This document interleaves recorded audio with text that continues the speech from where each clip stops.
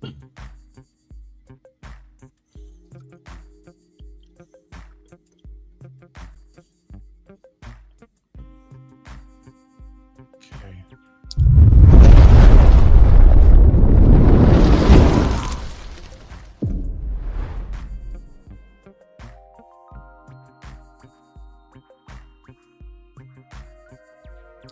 guys, thanks very much for joining everyone. Today we're with Rick, of course. If you've been joining over from Rick's channel, thank you very much. I do encourage you to subscribe to him if you haven't yet already at Charger Mopar. His details are on the screen right now.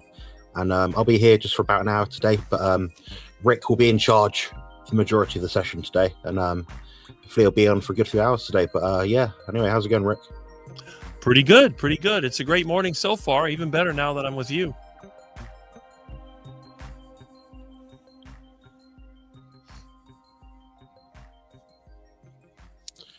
Couldn't get much better, could it? I've already been to the gym today, had a little workout, and I'm just glad to have a bit of time with you before I head off on holiday tomorrow morning at about 7:30. I'm going to get to Lanzarote for 2 weeks. I'm going to update everyone on the channel, obviously, with what I'm up to, take some photos and share what I'm up to and stuff. But I'll still be in the live streams chatting and getting involved. But yeah, what do you want to talk about today, or just respond with the chat? Whatever you like. I mean, it's been a pretty routine week for myself, just working on my truck and doing the usual Rick things. Oh yeah. How's business been this week? Busy or? It's been slow. I mean, the only thing I had to do, I had to help somebody get their car started, and I had to do one quick electrical job, but that was it. So, and I did help a friend of mine do some paperwork, and then Monday was a day off. But I've been assembling my engine, and hopefully by next week I can put it in my truck, which would be awesome. That'd be cool. Yeah, I wouldn't have the first Scooby-Doo of what to do with engines and trucks.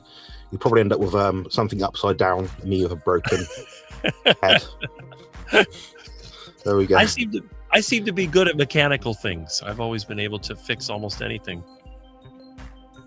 Yeah, it's what you're kind of trained in, though, isn't it? Like, I know you trained in like electrical work and engineering, things like that. So it kind of goes hand in hand, I'm guessing. It's possible. It's just I learned this stuff on my own. But yeah, my degree is in electrical engineering. And the only thing I ever did with that degree was teach classes.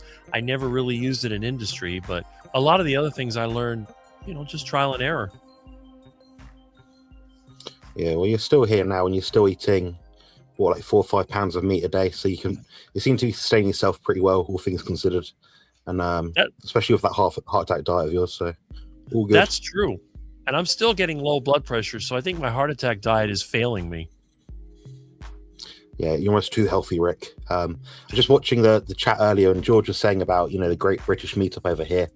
And I think George Goodenough was absolutely correct. You're going to struggle to find a bed that will fit you. When I was in hospital 2-3 weeks ago, something like that, and the beds are dire. So I'd like the ultimate NHS Supreme Elite Deluxe bed, like reclining everything in it moved. It was like brilliant, but it was so damn short. So I was lying there, and each of my legs was like scissored over each edge of the bed frame. So imagine with you, you'd need some sort of like prop to sort of like hang them or suspend them midair, so you're not taking up like the aisles on either side. But yeah, that's insane. Yeah, it's hard for me when you're this tall. Things can be a challenge. Yeah, I mean, what benefits have you had from being tall? Obviously, like, people notice you're easy to spot in a crowd. Outside of that, how would you find it helpful? Well, I can reach things without a ladder. I have shelves in my house. I never have to stand on anything. I've done carpentry and I've done repairs where I didn't have to stand on anything. When I work on my truck, I can reach right into the engine. I mean, there's a lot of advantages. Also, people do tend to get out of my way when I'm walking, but the disadvantage, as long as I stay off of aircraft, I seem to be okay. A lot of the cars are a tight fit, but my vehicles are fine. And you know what? In my normal life, I don't even think about how tall I am. It's only when I go to work for someone or I go to the store, then I realize I'm tall. Or if I go to a meetup and they take pictures of me and I go, wow, I'm taller than Dr. Baker. That's pretty much a wake-up call. Yeah, I met Dr. Baker, and he's a very tall chap.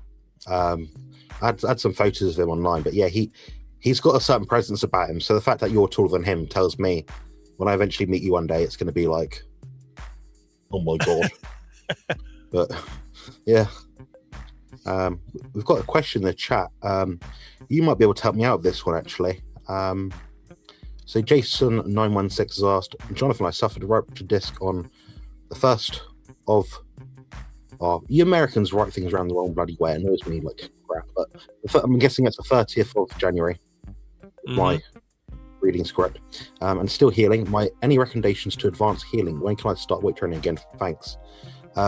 Honestly, if the question is directed towards me, I'm guessing. Obviously, I want Rick to chime in as well. He's kind of all beef for me, obviously, but the fact that you trust me with this over your doctor is quite interesting, guys. It speaks volumes about the knowledge of general practice in healthcare in, I'm guessing, the US, based on how they've written the date and the month. So, yeah, I mean, how long? I couldn't say. Usually, best indicators are your instincts. So, if you're hobbling around the house, you're holding to the rails down your stairs, yeah, forget about it. You're not going to be sort of lifting heavy weights in the gym. What I'd probably focus on doing, it does depend on where the ruptured disc is happening. If it's higher up the spine, perhaps in the neck, the cervical area, perhaps, yeah, you're probably fine with lower body training, I'd imagine. But I'd just try and emphasize not doing any axial loading, so any spine compression. So that might mean rather than doing a squat, for example, on your neck, you're going to be doing a leg press, for example. If even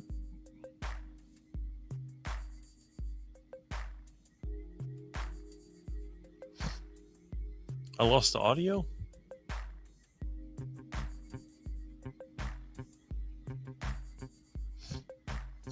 I'm not hearing anything. I don't know if your video froze or what happened. I heard this background music too. I think it's going slow. Oh, there we go. There we go. You're back. Did you hear any of that, or? It was like dead, and I hear this background music. Oh, the background music's for the ambience, but I can turn it off if it pisses you off. Oh no, okay, so that's normal. It came on. I'm not sure what, but yeah, the voice went off for about 30 seconds. Okay. Yeah. I'll rehash it again in case it didn't go through. So I'd probably emphasize lower body training only. If it is higher up the spine, perhaps in the neck, the C area of the spine, the cervical region, you might be able to do just leg extensions and leg curls, and I'd theorize that would probably maintain or build as much muscle mass as what you probably could do with leg press. That's just been my experience, but I would emphasize the fact that you do have to train hard with those movements. For example, if you go from doing squats, leg presses, leg extensions, leg curls, abductor, adductor machines in the gym, then you sort of knock off all the sort of the spine loading things. You probably could maintain a lot of the muscle mass that you've got with the leg extensions, leg curls, but just emphasize that you would have to be training them very hard. So momentary muscular failure to the point where you can no longer lift the weight safely without using inertia or your own body weight or momentum sort of thing. I'd definitely be conscious of lowering the cadence and repetition speed. So that means rather than doing, say, 1 or 2 seconds up, 1 or 2 seconds down, I'd personally suggest up to around like 10 seconds. 5 to 10 seconds in either direction would probably be quite safe. Means you're still going to be activating the muscle fibers. Means you're going to be focusing attention on these muscle groups rather than using momentum. And anytime you use momentum, guys, it shifts the kinetic energy in terms of like where the force is being placed in the muscle group. I know myself, if I'm doing, for example, a leg curl, so using my hamstrings to flex the lower body, I know if I rush that, my spine's going to be a bit more compromised in a sense. So definitely slow down the repetitions.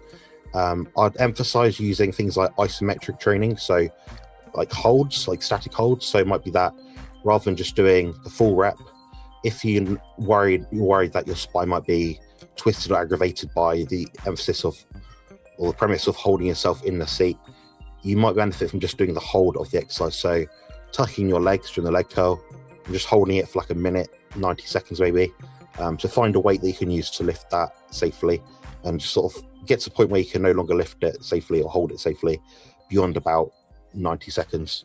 and that should be quite safe. If what you could do is you wanted a staggered approach, you could perhaps do a 90-second hold, then the week after or the next session do an 80-second hold, then a 70, then a 60, then a 50, maybe a 40-second. Probably the shortest duration I'd probably use, and that's a way of incrementally adapting the exercise volume or duration, but still getting a progressive overload in a sense. But yeah, if you could give me more details, Jason, I might be able to give a bit more advice and suggestions in that kind of regard. But what would you do, Rick? Say you're going to the gym, you've ruptured your spine or a disc somewhere. What would be your first, top 3 tips maybe? Well, I know from my own experience just with work, if I've overstressed some part of my body, I'm going to try to avoid using it until it starts to feel a little better. Like, for example, if I was trying to put, like when I did the engine block on my engine stand and I'm lifting it up, and next thing you know, I've got a little bit of a strain towards the back or something like that, and it doesn't feel right. What I'll try to do is avoid that particular movement, and I'll do something else. So if you're in the gym, I know you use machines a lot, because with the machines, you can get better control. And you're the person that I think is the authority when it comes to spine issues, because you have so many spine issues to deal with, and you're able to maintain a great physique by using targeted exercises on the right machine. So really what I would say is nothing with momentum, nothing where you're throwing things around or moving uncontrollably. Try to maintain a relatively steady position, and then just concentrate on the parts that are not injured. And obviously, sitting around doing nothing doesn't help, because everybody I know that's tried to sit gets worse. So if you can do other exercises, legs, arms, you could maybe pull downs, whatever, as long as you're not putting pressure on that back. I think that would be the main thing to avoid, because I know when you're dealing with lower back, which a lot of people have trouble with, even sitting in the car the wrong way and trying to get out can aggravate that. So I think as long as you put your mind to avoiding unnecessary stress on that part, you should be much better than someone who doesn't do anything. Absolutely. Yeah, that's solid advice. Jason here has mentioned that it is his lower back, so I can probably give a bit more detail now. I'd emphasize not using any kind of trunk rotation. So if you do day-to-day stuff, if you're turning or twisting, don't, for example, say I've got a bottle here, say it's behind me here, you're not going to be twisting that way. Your whole body, so knees, hips, torso, twisting, simultaneously to grab the bottle, and that means you're not going to have that sort of additional wear and tear.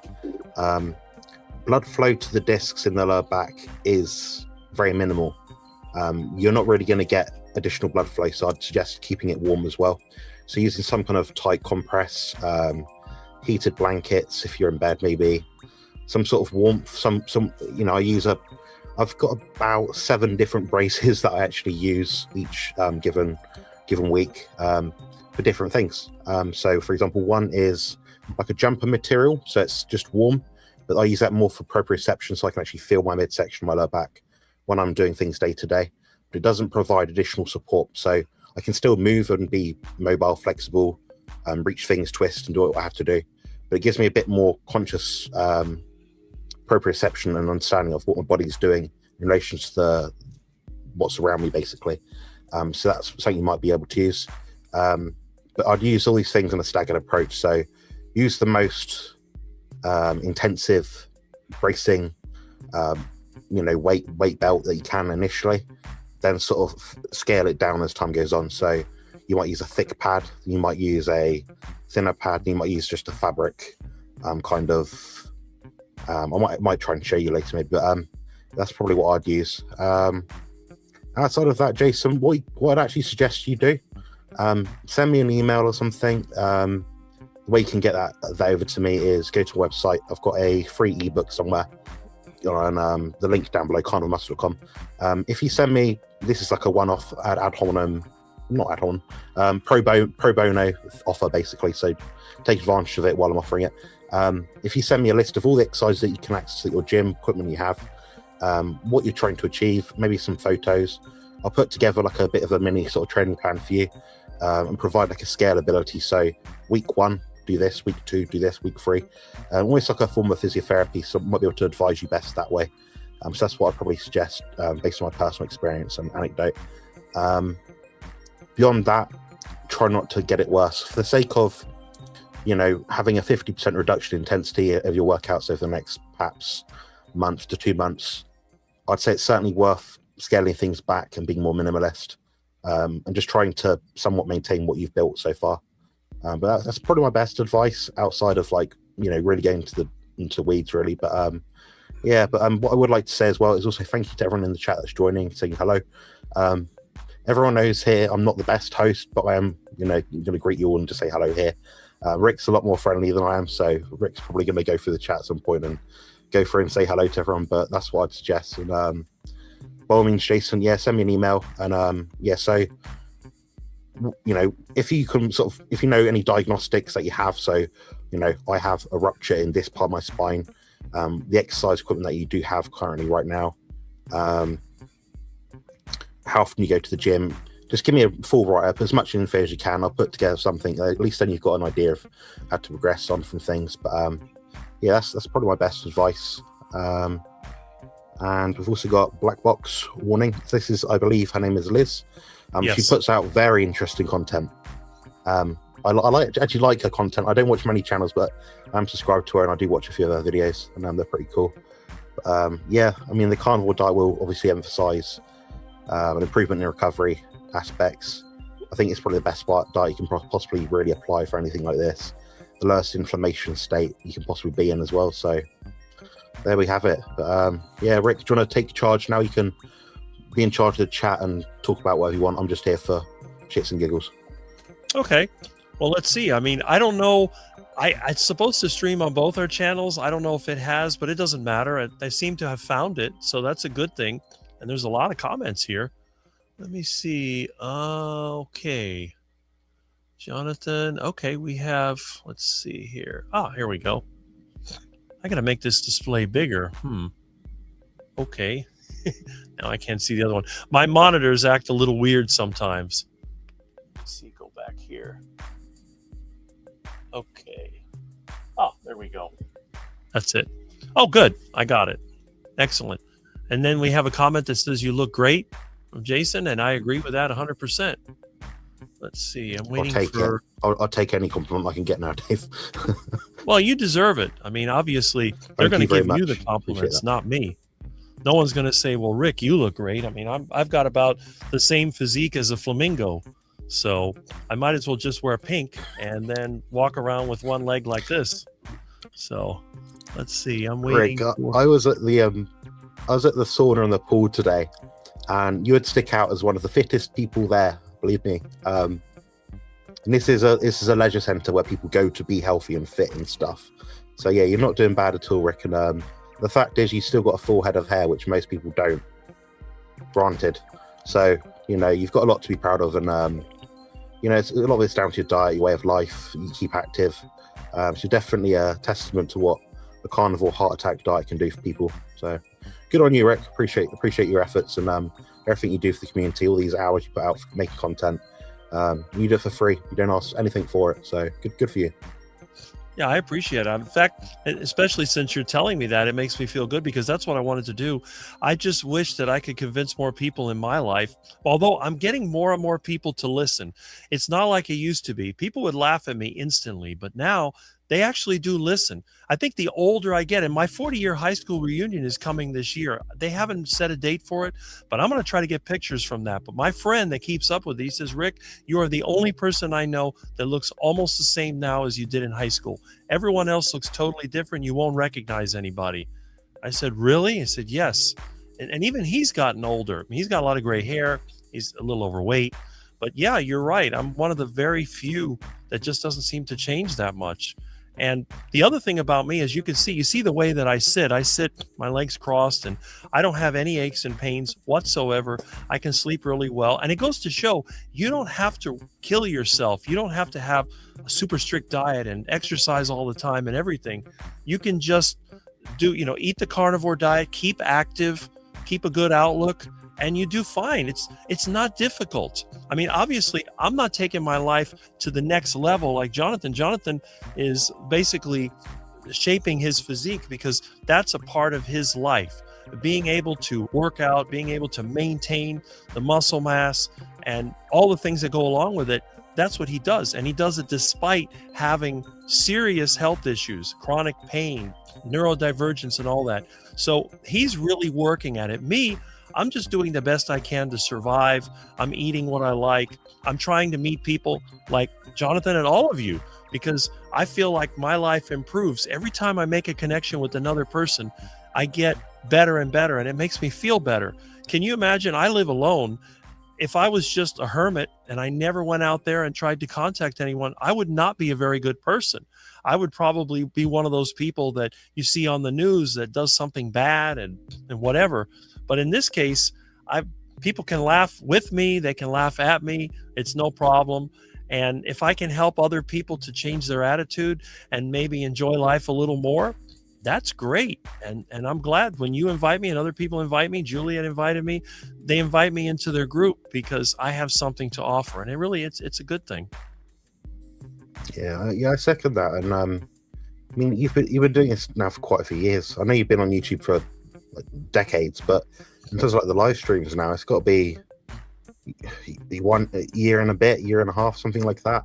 Yeah. I know you've collaborated with other people as well, so it's just it's nice to have this sort of this platform, this space, StreamYard and YouTube. We can all talk about different things, and the funny thing is, as much as I'm a very introverted person, if I leave the house for any reason at all, people always talk to me about stuff. So that's it holds testament to the fact that I'm still able to communicate and socialize and not be a hermit entirely. So, it's a valuable experience to have. And just want to flag up this on the screen as well here. If anyone wants to join the elite, buy Rick a coffee. He probably won't drink it, but he'll certainly take the cash, and he'll be using that to invest into his probably channel and his food, and continue to provide content for people like myself and lots of other people. And you did a very good, interesting ramble the other day. I think it's about 40-minute video, so check that one out, guys. If you're on my channel, you haven't yet seen it on Rick's already. I believe it's about 40 minutes, and you're talking about income and how to make new income and stuff like that. But yeah, that was a very, very interesting sort of talk. A lot of them are actually, and some of the topics you come up with, you just stick your phone in your pocket, record, go for a cycle ride somewhere to like the shops, or whatever, and you come out with some very interesting things. This question I have for you actually, do you think that when you're out cycling out and about, do you think that improves your creativity or your thought process? It does. It absolutely does. The thing is, if I was to sit still, like for example, I was in a classroom in school and I'm sitting still trying to listen to a lecture, I will lose interest very quickly. In order for me to learn and to think, I have to be doing something. And it could be anything. Generally a mindless task. For example, if I'm working, let's say I'm digging a ditch, I can think better when I'm digging a ditch than when I'm sitting. If I'm operating a piece of equipment, I can think better if it doesn't take a lot of effort to do the job. And when I'm riding my bicycle, basically I'm just pedaling and I'm looking around. The sun is coming down on me, and you get different people going by, you get different colors, there's plants, the scenery. My brain works a lot better when I have all of that around me. And I know, like in your case, it's kind of the opposite. You don't want to be out there with all that stimulation. But for me, it seems to work. And it triggers my mind, because as I ride around, I think about, well, I remember this, I remember that, and I start putting it together. And I never rehearse anything. I just come up with ideas. The other time I'm really good is when I wake up. When I wake up in the morning, for some reason, my mind goes into like a loop. And then I start thinking about what I'm going to do for the day, what I did yesterday. And then I come up with all these ideas. So when I first wake up in the morning, I have a lot of ideas. But then when I'm on my bicycle, when I'm outside working, or even like now when I'm around other people, it just seems to stimulate it. And I come up with all of these ideas, and I'm able to start speaking about it. And that seems to be the pattern. Yeah, it's interesting that, and I think you're right. My brain works best when I've got, I guess, like isolation. Like in my head, I don't think of things sporadically the way other people do. I don't have I'm thinking of this wall is white. I get this wall is white. Then I think of all the things in my brain that are white. I'm thinking of the light that's white. But then it's like distracting. So I have to sort of minimize my thought process when I'm speaking. So my flow charts in my head of the information I put out is very much, I might have 10 different things in my head. But there's loads of different flow charts which go down to get to an eventual point. Problem is, if you're watching the stream yesterday, guys, I know Rick certainly was, and a few others in the chat right now, I can go off tangent. You have to sort of redirect me to the point I'm trying to get across, because sometimes I just have so much going on in my head. It's not always relevant, which is kind of annoying sometimes, but I used to in the past live with a lot of anxiety because of it, and it's frustrating. But now I'm in the point where in my life that, you know, I'm 30 years old, but I'm in the point now in my life where I just go with it, and people will listen or they won't listen. Harry Sopanos, he does also very long live streams, 4, 5, 6 hours long sometimes. He is very good because he's older, more mature, a bit wiser in some circumstances. He's able to piece together a whole story about one thing. So you might say, Harry, tell me about calcium. He'll tell you everything there is to know about calcium that is of any use to anyone in relation to a carnivore diet. Things like that. So that's kind of where I'd like to see myself down the line. And we've got Professor Bart K, who's very much, he's got a very deliberate flow chart. What is the question? What was the answer? How do we get there? That's, we sort of pick up ways of explaining things, analogies, and that's one thing that you're very good at, Rick, is like the storytelling side. You're a very good presenter. So, I know you're looking for ideas about how to earn more cash and sustain yourself and improve your quality of life in some regards. And I honestly think the way you're going to make that is through your speech, your presentation, your communication, which is excellent. For someone that's, I own the house a lot, I know you live alone. It's impeccable. It's remarkable. So I'm constantly inspired by people like yourself for that reason. Yeah, you've mentioned that before, and I've taken that to heart. That's one of the reasons. In fact, you were one of the reasons why I did the first Ride and Talk video, because you've always said that I've been good at telling stories and explaining things. And when I taught at the college, I was very popular. The students in engineering, when they wanted to take electronics classes, they would always look for mine. Because, well, first of all, a lot of the people that we get, they're chosen by their paper qualifications. They're typically from other countries, and they may have an accent or a way of communicating that's not what we would normally expect. So when you try to listen to them, some people will make fun of the accent. Now, I've had a lot of professors like that, and thankfully, I already knew a lot of the material they were talking about. But a lot of times people will get lost, and these are even people that have advanced degrees, they have a doctorate degree, and they start to explain something and they lose track. They're doing, let's say they're doing circuit analysis, and they start getting into it and they lose track of the fact that their people are trying to learn. And everyone's like, I don't understand that. I don't understand that. But when I do the exact same thing, I start off on a basic level and I watch everyone. And as I'm talking to them, I'm watching how they behave. And if I see someone that seems to be losing it, I'll focus on that part of the room. Then I'll look at someone else. And I never really had anyone complain that it was too difficult. And it was the exact same material. I covered all the equations, all the derivations, how to take the measurements, everything that everybody else did, but it was done in a way they could follow along with. And that's the one thing that I've always been good at. I try to relate the way when I learned it, because I have an above average IQ according to tests. But when it comes to learning, I have a difficult time because I can't learn simply by listening to someone tell me. I have to do it.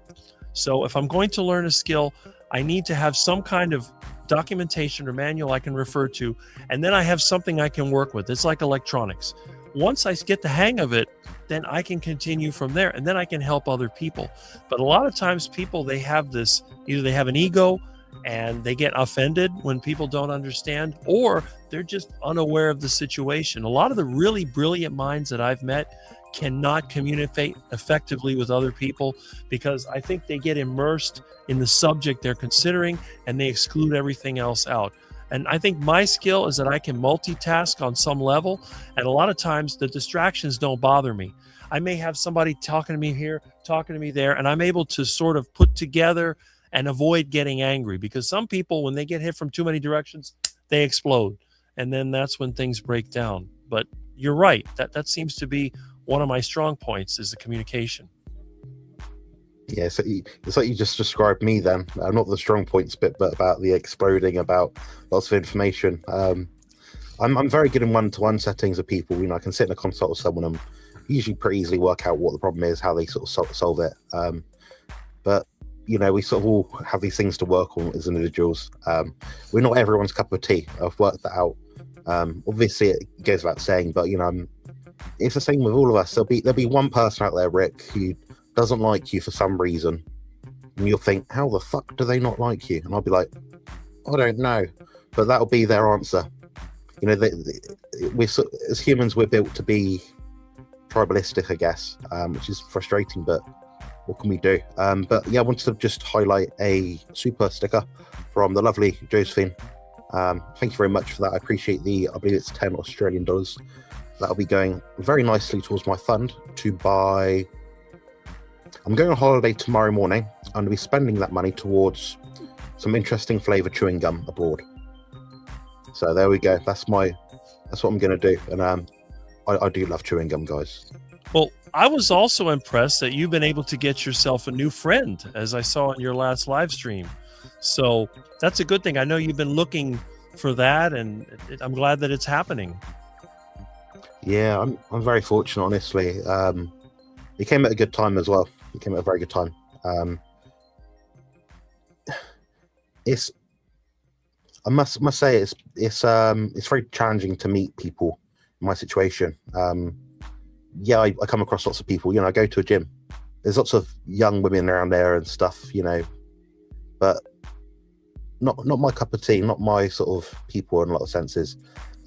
People always assume, oh, Jonathan, you must only like the gym bunnies and that. Not really. This is a generality. Obviously, I'm generalizing here, but I find they're quite self-absorbed. Not always, but usually. You might say the same about me, but for me, the gym is very all-encompassing. I achieve a lot with it, and it gives me a lot of life benefit and well-being. So when people say, "Oh, why'd you go to the gym?" My initial thought isn't, "I want to be the best crippled bodybuilder there is." It comes to mind, yeah, but the main thing is I enjoy the focal point of having like a passion just to work towards. So it could be anything. If it could be checkers, for God's sake, I don't know. But it just happens to be that a gym is all encompassing, because it means, when I go home, I'm monitoring my diet. I'm trying to find the best practice to get the best result out of the gym, analysing what I'm doing constantly. And that's what a scientific mind requires in order to thrive. So I'm sure the same with your kind of stuff, Rick, when you're messing around with engines and trying to piece things together and fix things and take things apart and stuff. You're trying to find the best way to get things done. And I think that's a very human, instinctive thing to do. I think a lot of people out there, they go to a 9 to 5 and they don't really have that fulfillment. I feel sad for these people sometimes, not in a remorseful way or a maleficent, not in a way of sort of malice sort of thing. I sometimes wonder, like, there must be more to these people than just doing this, going home, watching a film, going to bed, doing the same thing again. They must want more out of life. So as much as things are quite challenging for me at times, I do also enjoy life in a lot of regards. So I'm very fortunate, but I have to work towards those things that I enjoy, which is quite fun sometimes. And I do relish the challenge, and I anticipate the challenge massively. And I think as men just nowadays, the way society is, we should be as tenacious as possible.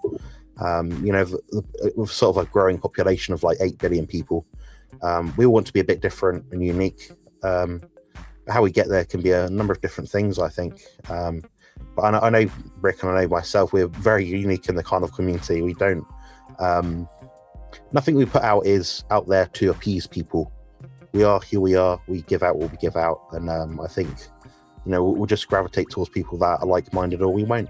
And I'm just grateful that a lot of people that approach people like yourself are very nice people. We look through the chat now. Like, for example, Jemet just said, Rick multitasks. People mention nice things about you. It's like you're not actually trying to do nice things to appease people, to make people like you. You are who you are, and that speaks volumes about who you are as a person. So I'm glad, and I'm actually hopeful that you can continue to build your YouTube channel just so you can reach more people like you, because I'm sure there's a lot more out there. And yeah, malicious Machiavelli is the thing. That's exactly it. Cheers, Lizzie. Yeah, that's my tangent. Yeah, and that's the thing. My goal on YouTube was to meet people. It was definitely not to make money, because that's not really possible. I mean, it is possible, but it's not likely. I just want to meet people because as long as I'm here, and this is what I try to explain to people I know, whether you're rich or whether you're poor, we all have one item, one commodity that is shared that you can't change, and that's time. We're only here for a certain amount of time. Yeah, so the question is, are you going to waste that time being a spectator, following other people that you'll never meet? I will never follow people that I don't know personally. So when it comes to sports figures, movie stars, whatever, I could care less about them. I will never meet them in person. I don't even care they exist. Even in the carnivore community, there are certain channels that are very popular and people flock to them. I don't go to them because I will never meet these people in person. Wherever you see me with the carnivore channel, those are the people that I meet. And you can see, like lately, you have the Dr. Kiltz group. Notice I've been moving towards them. Why am I going towards them? Because they brought me in. Dr. Kiltz invited me to his house. You have George in there. You have Juliet in there. You have all these people that are in the group.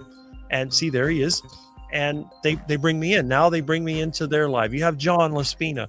Those are people that I've met that are within my area. And there's you, Jonathan. I've known you for at least 3 years. So I tend to go with the people that I know, the people that know me and appreciate me. That's what I like. It's like you said, the whole tribal thing. We have the tribe, we work together.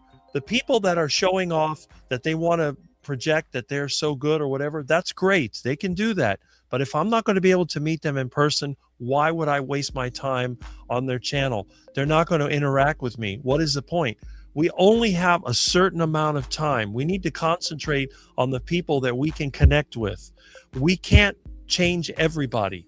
And in fact, we can't change anybody. The only thing that we can do, we can find people that have enough in common so that we can share ideas and we can make progress. Because other than that, there's really no hope. The system doesn't care about us. The system supports itself.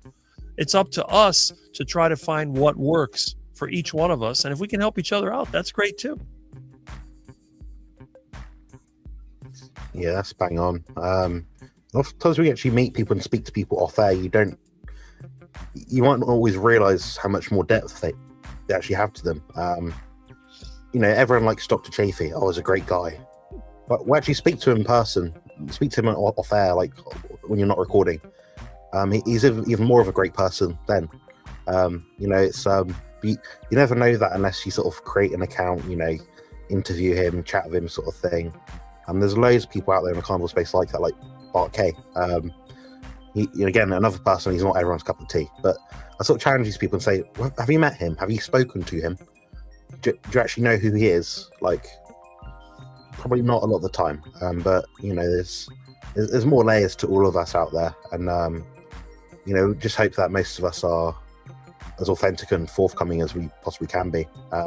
Just I wanted to put out there right now while I'm here is if anyone wants to join in this chat and come up on the screen, I probably won't swear at you, probably not. Rick won't swear at you, but you're welcome to join and have a little ramble with us and a little chat session. If you just want to come on and just share experience on the carnivore diet, or ask me a question or ask Rick a question, if you want to hash it out, go for it. Now is your opportunity. So yeah. It's interesting. Between the two of us, we cover a wide range of subjects. So when you have Jonathan and you have me in the same place, there's a lot of experience here. So it's nice if you can take advantage of it. Yeah, I've lived a lot of lifetimes for a 30-year-old. People that speak to me, they don't necessarily might know me, or they think I'm like 40. I'm like, well, thanks, but oftentimes they're actually because they're. Don't feel bad. I've had people think that I was 40. Well, it's a bit different when you're on the other side of it, right? When you're on this side of it, it's a bit. But yeah, it's age is just a number, but time is of the essence, sort of thing, isn't it? And we can't go buy back time. So you know, I don't anticipate living to 90 like a lot of people out there right now might. But I can live a good life, all things considered. I'm just going to bring on a lovely guest on the screen, which might actually be the first or second time I've been on the screen with him at one point in time. We've got the delightful Thomas from Target Prime Rib. What's going on? Not much. Just gonna pop on before I leave in about an hour or so. So yeah, same old. Yeah, I was talking to like some interesting gentleman earlier today. So that was.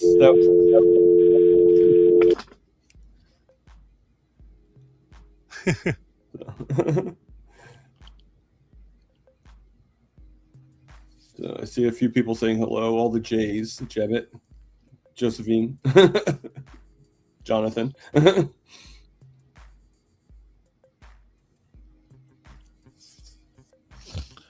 I'm glad that Thomas is going to get some time to have a little meetup.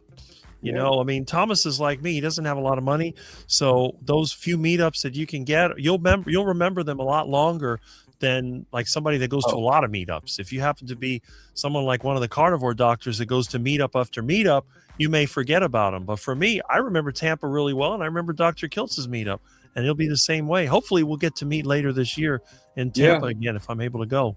Well, I mean, I'm definitely going to the Hack Your Health in November. I already bought the ticket, so I'm going to definitely go to that. And, you know, I'm looking forward to it. You know, I know there's a lot of people that go to them, you know, so I'm hoping that you'll be at that one.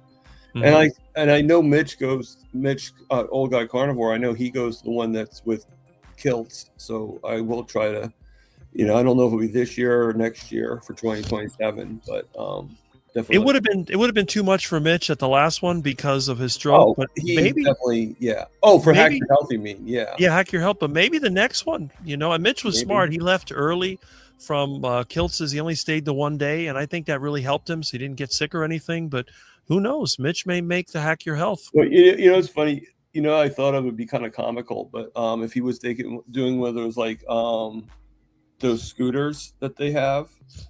There was a scooter I saw one time inside one of the Walmarts, and it looked like the replica of a Harley. The guy's like driving around. I'm like, that would have been kick ass for Mitch to go around. You know? Like, vroom, vroom, vroom, you know. I think Mitch would be self-conscious. Mitch would be self-conscious on a mobility scooter. I think Mitch prides himself on being independent. So if he had, I agree, but with that particular look, you know, like just looking like he's riding a motorcycle. There you go. You know, like think about with him with like a cigar in his mouth. You know. Well, I could see. Mitch seems to be the type that likes motorcycles, so I could see that. Yeah. But I'm just glad that I kind of got brought into the community, because for a long time I was on the outside. But really, it was my friend Russ and also Dr. Kiltz that pulled me in, so that way I can meet people in person. And I don't know if I scared people off or if I brought people in, but it seems like I'm getting more subscribers, so I must not have scared everybody off. You haven't scared me off. So, there you go. You know, and I scare easily. So, yeah. But yeah, because you think about the guy that drives a white van and lives alone, that doesn't sound too good. Yeah, well, that's why I said to you before. You know, like, you know, it's like ducks. Watch out, you know. Well, at least my van has windows all the way around, so it's, you know. Yeah, I could just imagine it be like one of those like cartoons, you know, where the big net comes like out of the top of the van, just like scoops like all the ducks and chickens, the parking lot chickens, you know. Rick, you'd have a field day where I live. So I live about 1.5 miles from the town centre. It's called Christchurch Quay. There's ducks everywhere. Like you don't know what to do with yourself. You'd be like running around in circles. I don't know. Yeah, it's we've got a place called Stampit Marsh as well, and that's where a lot of them like I don't know, like hibernate or nest or something. I don't know. But yeah, you'd have a lot of fun there. We've got quite a few lakes around here as well, so there's a load of ducks here. So if I ever do come across like millions of pounds I can fly you over here in a very, very, very, very, very big plane, then yeah, you'll have a lot of fun, I think. But yeah, it's interesting. No iguanas here. No lizards. No. None. No, too cold for lizards. Yeah. Yeah, a bit chilly. I'm looking forward to when I move to a rural area, hopefully here in Florida, and I'll have my own little collection, because I had a lot of ducks here at one time until the raccoons started getting them. But I do cook and eat them, sure. But it's like somebody was joking. They said, next thing you know, they're in the side yard, they hear elevator music, and all of a sudden it's lights out because the duck stuck his head through the guillotine and boom, that was it. But yeah, that's pretty much a duck's life around here. They have a good life for a long time, and then all of a sudden it's like, where'd he go? Something smells good, though.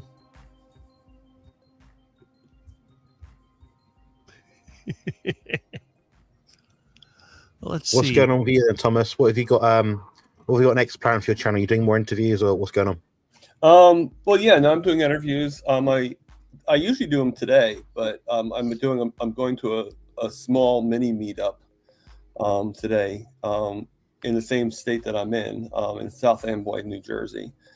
And so, I'll meet a few people. I'll see Lewis there. So, it's pretty exciting. And then, so my live's going to be tomorrow instead for this week. So I'm going to be interviewing Miss Laugh a Lot, Nikki. So, it's going to be good. And I'm just going to start doing them. If I can, I'm going to start interjecting them into Wednesdays now, just to get a few more in there. So I'll have another one on Wednesday with, Okie Edens. He was actually on Juliet's channel the other day. I don't know if you saw that or not. Because they keep on saying about them being cousins because of the last name being the same. And then, it just keeps on going. And I know I have you going to be on my channel next month in a few weeks. So. That's right. Yeah, I knew it was. It's in my diary somewhere. I can't remember exactly. Well, I'll send you like about a week before, because I'll need a picture and stuff like that. So I always send about. Like when we get closer, I'll be like, hey, just whatever spiel I say, like, hey, I'm excited that you're coming up and everything, So, yeah. I don't get around to watching that many of your interviews. What do you do? Is it more just like an intro, ask some questions, or what? Is it not really. Just kind of like we just talk, just chew the fat, and you just tell your story. I just give you a good platform, and I think the platform I give is because it's more than an hour. I give you more than an hour to talk, and whatever you want to talk about. If you want to talk about your, that you have a new duck recipe for Rick, then we could talk about that. That's it's totally up to you. But yeah, I just like to hear the different stories that everybody has, and it's amazing how a lot of people think that their story isn't that great, but I think everybody has some potential of a good story, And yeah, definitely. I've heard some really bizarre stories. Like, oh yeah, I think my carnivore story kind of started unintentionally, maybe 18 years ago. That was like the first time I did a carnivore diet. Okay. No, I haven't been carnivore for 18 years or anything. Well, but still, that was my first. Yeah. Wow. Yeah, that's my first kind of introduction to it. I did basically a diet of tuna and egg for like 5 months. I got mercury poisoning, didn't sustain it very long. And I was in and out of carnivore for maybe 6 years, over the past 6 or so years. But yeah, I'd say I've been carnivore for over 6 years at this point. And it's been pretty decent. I'd say pretty decent, quite haphazardly, kind of a bit like loosely. But yeah, I don't see a better option, to be honest. I can't think of a day when I'm going to be like, oh, the science has said this, anything else other than carnivore diet, therefore I'm going to change it. A bit like Rick, like regardless of any information that come out, I'd probably still follow the diet. And if 5 years, 10 years down the line, everyone come out and said, oh, we've been following the carnivore diet and we've all got this random blood marker which is elevated, I'd say, oh, great, well, I don't want to live like crap, because I know what it's like to live like crap. So, it's right. Yeah, no, a lot of interesting stories. I agree. So yeah, yeah, I mean, Well, It's interesting because even if medical science came up with some excuse as to why the carnivore diet was not beneficial, what I would tell myself is, well, how am I still here? How can I still exist if this diet is so bad? And I don't even think about trying to be healthy. I just do what I need to do to get through the day. And I eat the carnivore diet. It works for me. So even if they came up with something saying, well, this or this marker, I'm like, I don't care. I mean, I'm almost 60 years old. You realize in less than 3 years, I'm going to be 60 years old. How many 60-year-olds can do what I do? I don't think I'm going to fall apart in 3 years. I mean, it's possible, but it's unlikely. So if the carnivore diet's so year-olds that can do what you do, or 40-year-olds. But that's what I'm saying. If the carnivore diet is so bad, how can I be here? And that's what I've come to realize. It's like I thought I was going to get a heart attack. I checked my blood pressure to see if I was going to get, high blood. Never went up. And I got lots of energy. You see the way I ride my bike. I ride like a maniac and I don't get tired. I would think that if the carnivore diet was harmful, I would have problems. And considering how skinny I am, you should see some of the heavy objects I lift. The engine, my diesel is not light, and I'm lifting this head. Thing's got to weigh a couple 100 pounds, and it's like, no problem. I lifted the drive motor from my friend's Bobcat. That's over 300 pounds, and I just had it in two hands, and I was picking it up on the table. I mean, it was heavy. I mean, it felt. I had to kind of, but I got it up there, and I didn't get hurt. So it's like, how can that be? The carnivore diet can't be bad. Yeah. That's my idea. But they're still going to keep on trying to prove that that's problematic. I mean, that's just what they do. I mean, even with all the proof and all the evidence that we have all shown, there's still going to be people who are like, and they contradict themselves a lot of times when they do. So, it's just... Yeah, I have a few battles online. I'm obviously part of the carnivore community.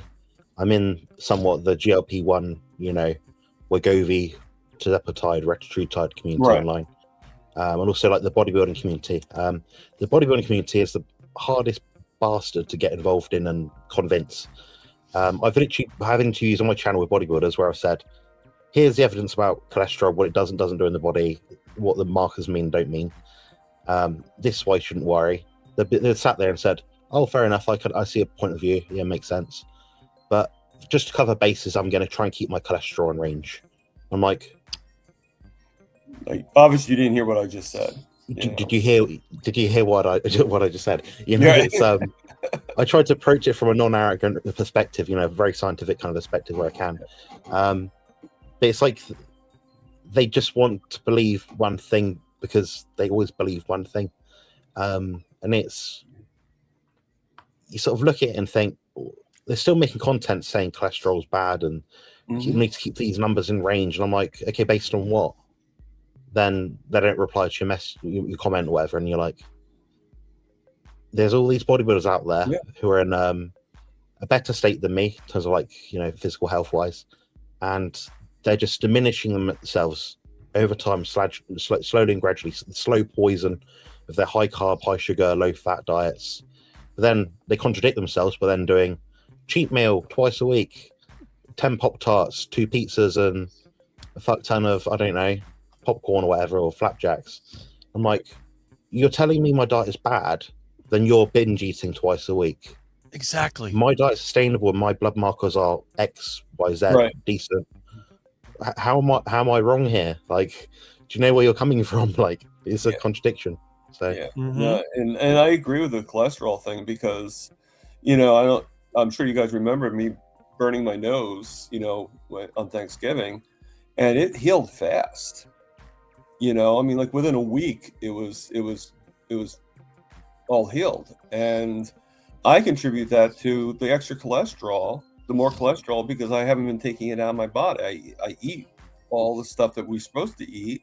My cholesterol is higher, so I think that's what the cholesterol is. It's for healing. I mean. So I mean, a lot of people said to me, that's not our community. It's like, well, we're taking some vitamin E lotion and stuff like that. Yeah, but I don't think that's the reason my nose healed. you got to think, Thomas, is women out there. I say women just because it's a generalization, but Right. women out there using all these like topical vitamin E creams and oils and extra special vitamin C, hyaluronic acid serums and whatnot. Yeah, they probably work to some degree, but if they work that well, why are they still using them year on year on year on year? Oh, of course. The point of the carnivore diet is you follow a carnivore diet, that's your baseline, and that is the default, that's the staple. Then everything else is just supplemental. You can't say that about many things out there that are just proficient in giving you a certain outcome over a longer period of time. They work, then they don't work, then you got to cycle off them, blah blah blah. And the thing is yeah, the thing is the lotions and stuff like that. That's topical. Even if you are curing something, you're just curing like the top. But the cholesterol thing is going internal. That's coming from inside out. That's like healing the inside. That's healing the whole, all the cells in your body. So yeah, I mean, that's how skin does heal. It's the thing. Yeah. Skin heals from the inside out. It's not right. People think the idea of a plaster is a plaster. It tapes things up. It doesn't heal it. These collagenous tissues have to bind. Your DNA is what tells those protein structures in your skin to do a certain thing. Think about Doesn't make this. sense. I work outside. I work in the sun. I work on equipment. My hands should be very rough, but they're not. Why not?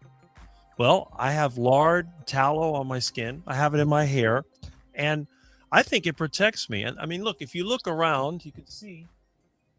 Yep. Like, Look around my neck, for example. no wrinkles or anything in your neck. It's very, very tight. I don't have any like sagging. And most of the guys my age, they have this little turkey neck that sags down. I don't have that. I don't have, a lot of the guys, they get the bumps under their arms and stuff, and it's all wrinkly. I don't have that either. I have the skin of someone in their 30s. And I see, look at Jonathan looks good too. But of course, he's 30. What I'm saying is there's not that much difference between us. See? Yeah. Obviously, I'm more aged than most people because my life's been damaging. Oh, well, yeah. Compared to most people my age, like my teeth aren't rotting, my skin's not falling apart. My skin heals quickly if I cut myself. My teeth are crooked, but they're strong. You should see the way I eat meat. I chomp on bones. I pull the meat with my teeth. I don't have any pain. My friends, they have bleeding gums. Their teeth hurt. They're sensitive teeth. I chew on ice. It doesn't bother me. Oh, yeah. If the carnivore diet was so bad, why do I feel so good? And I'm the example of a person who doesn't do deliberate exercise, who doesn't take care of himself. All I do is eat the carnivore diet and work and sleep, and that's it. Now, like Jonathan also mentions light and having the correct light. Yeah, there you go. Beef tallow, correct light at the correct time of day. Beef tallow. And the thing is, I never thought about any of that. But you'll notice I have incandescent lights. The lights are dim at night. I go to bed by 10. I do all the things that people are talking about now, and I did it instinctively. And I think a lot of it just kind of went with a carnivore lifestyle. There you go. Yeah. You got the red light. It does what feels good to me. That's the main thing. Right. When you're eating a good diet, you get in tune with your natural side. I think a lot of it comes automatically. I don't have any skin products. My medicine cabinet is a museum. There's cobwebs in there, and there's medicines that are 40 years old that have never been touched. I don't have anything. I don't even really have bandages. I mean, a lot of times if I get cut, I'll just pull it together, and I hardly ever get injured. And that's another thing. A lot of people I know are accident prone that work as mechanics and do construction. I almost never have an accident. It's just this whole carnivore diet. A lot of my friends, when they hold their hands out, they move, they shake. And look at mine. Steady. I'm sorry to interrupt, but I have to get going because he's going to be coming soon. So cheers for coming on to us. Appreciate it. Yeah. No problem. Good to see you. It's good seeing you. It's always good to see you both. So wish me luck at the meetup. Enjoy. Have great fun, yeah. All right. Thanks. Nice one. All right. Looks like we have somebody else. Brilliant. Nothing works my skin better than tallow.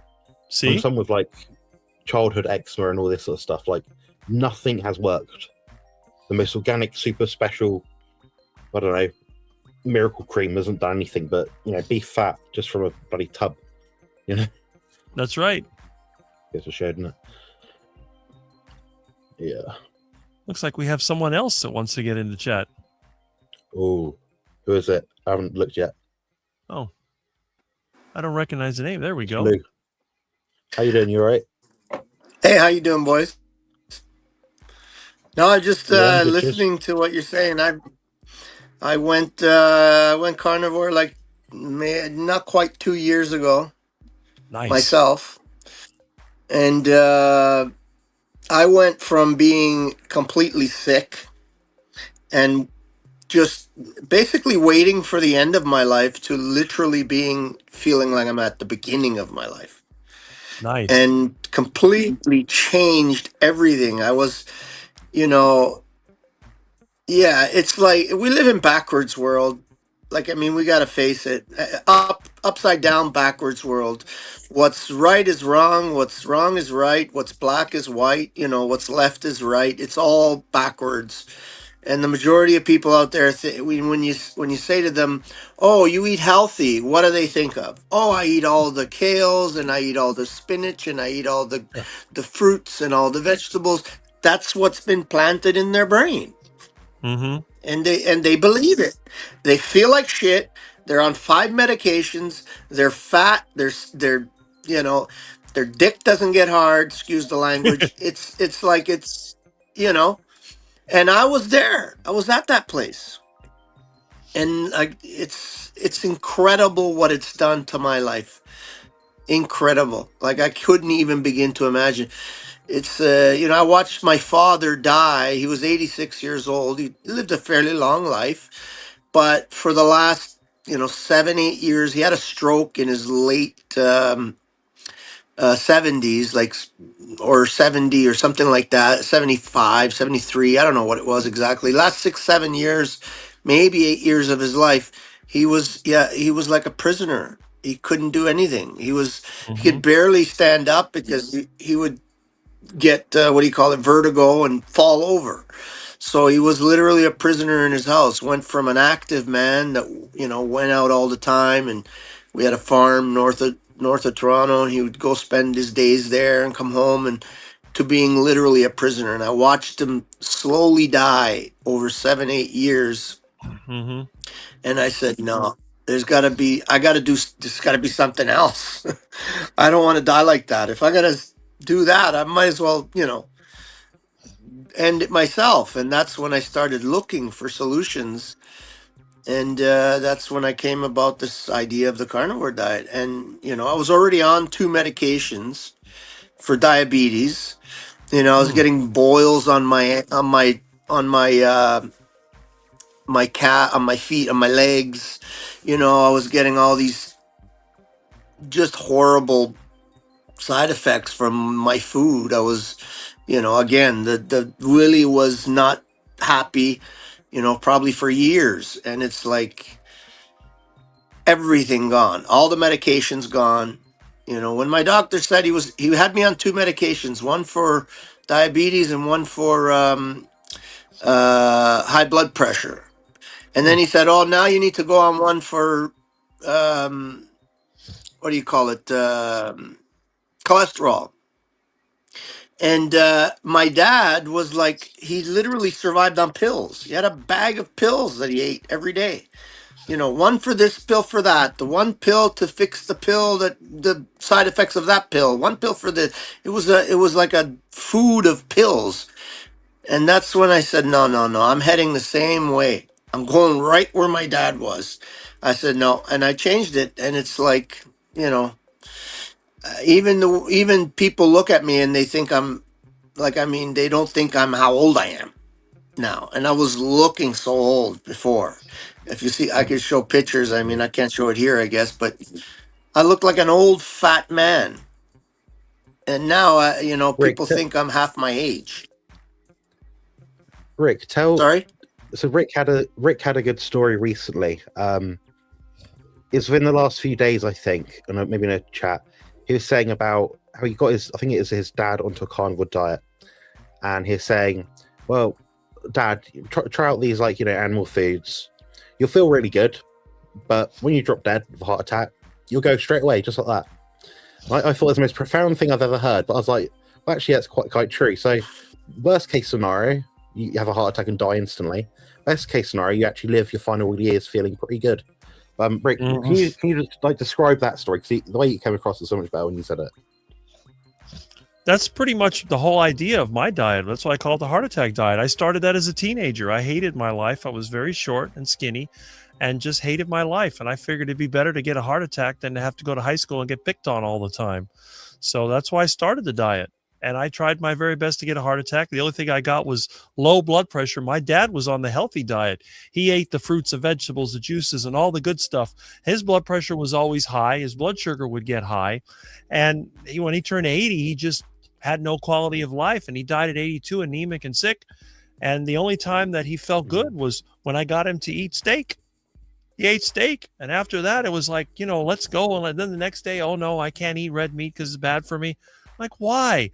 You eat the steak, you feel better. The next day you feel better. Why don't you just keep eating the steak? Well, I don't want to get a heart attack.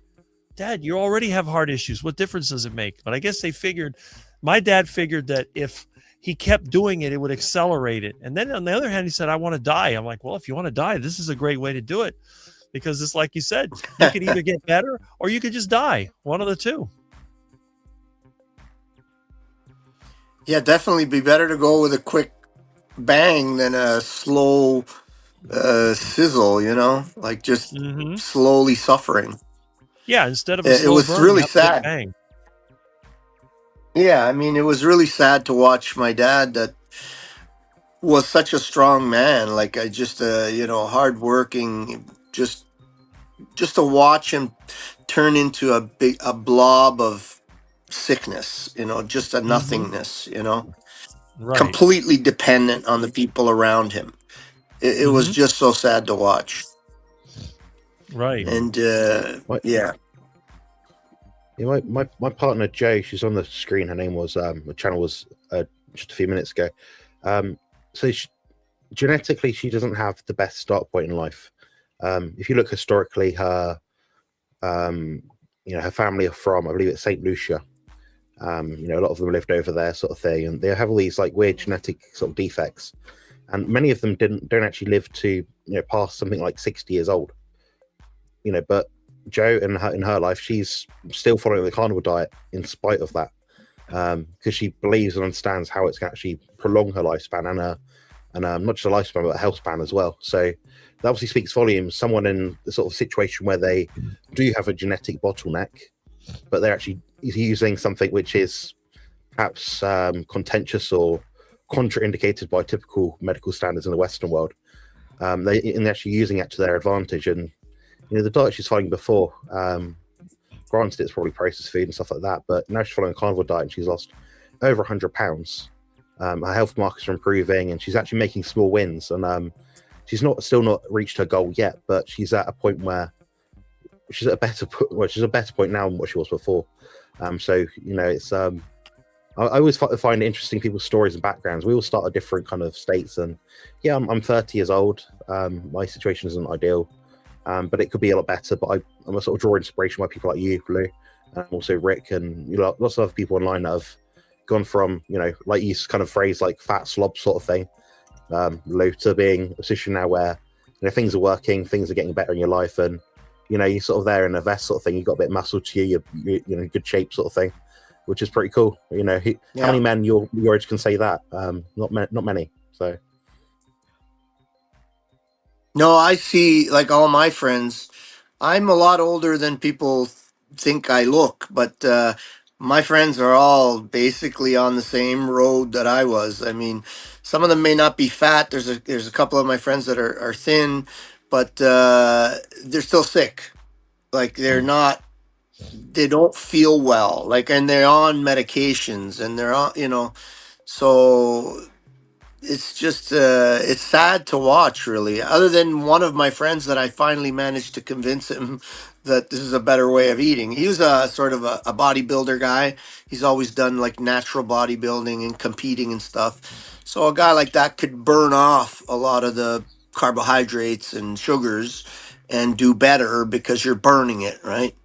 But now he's started doing, not 100%, but say 90% carnivore.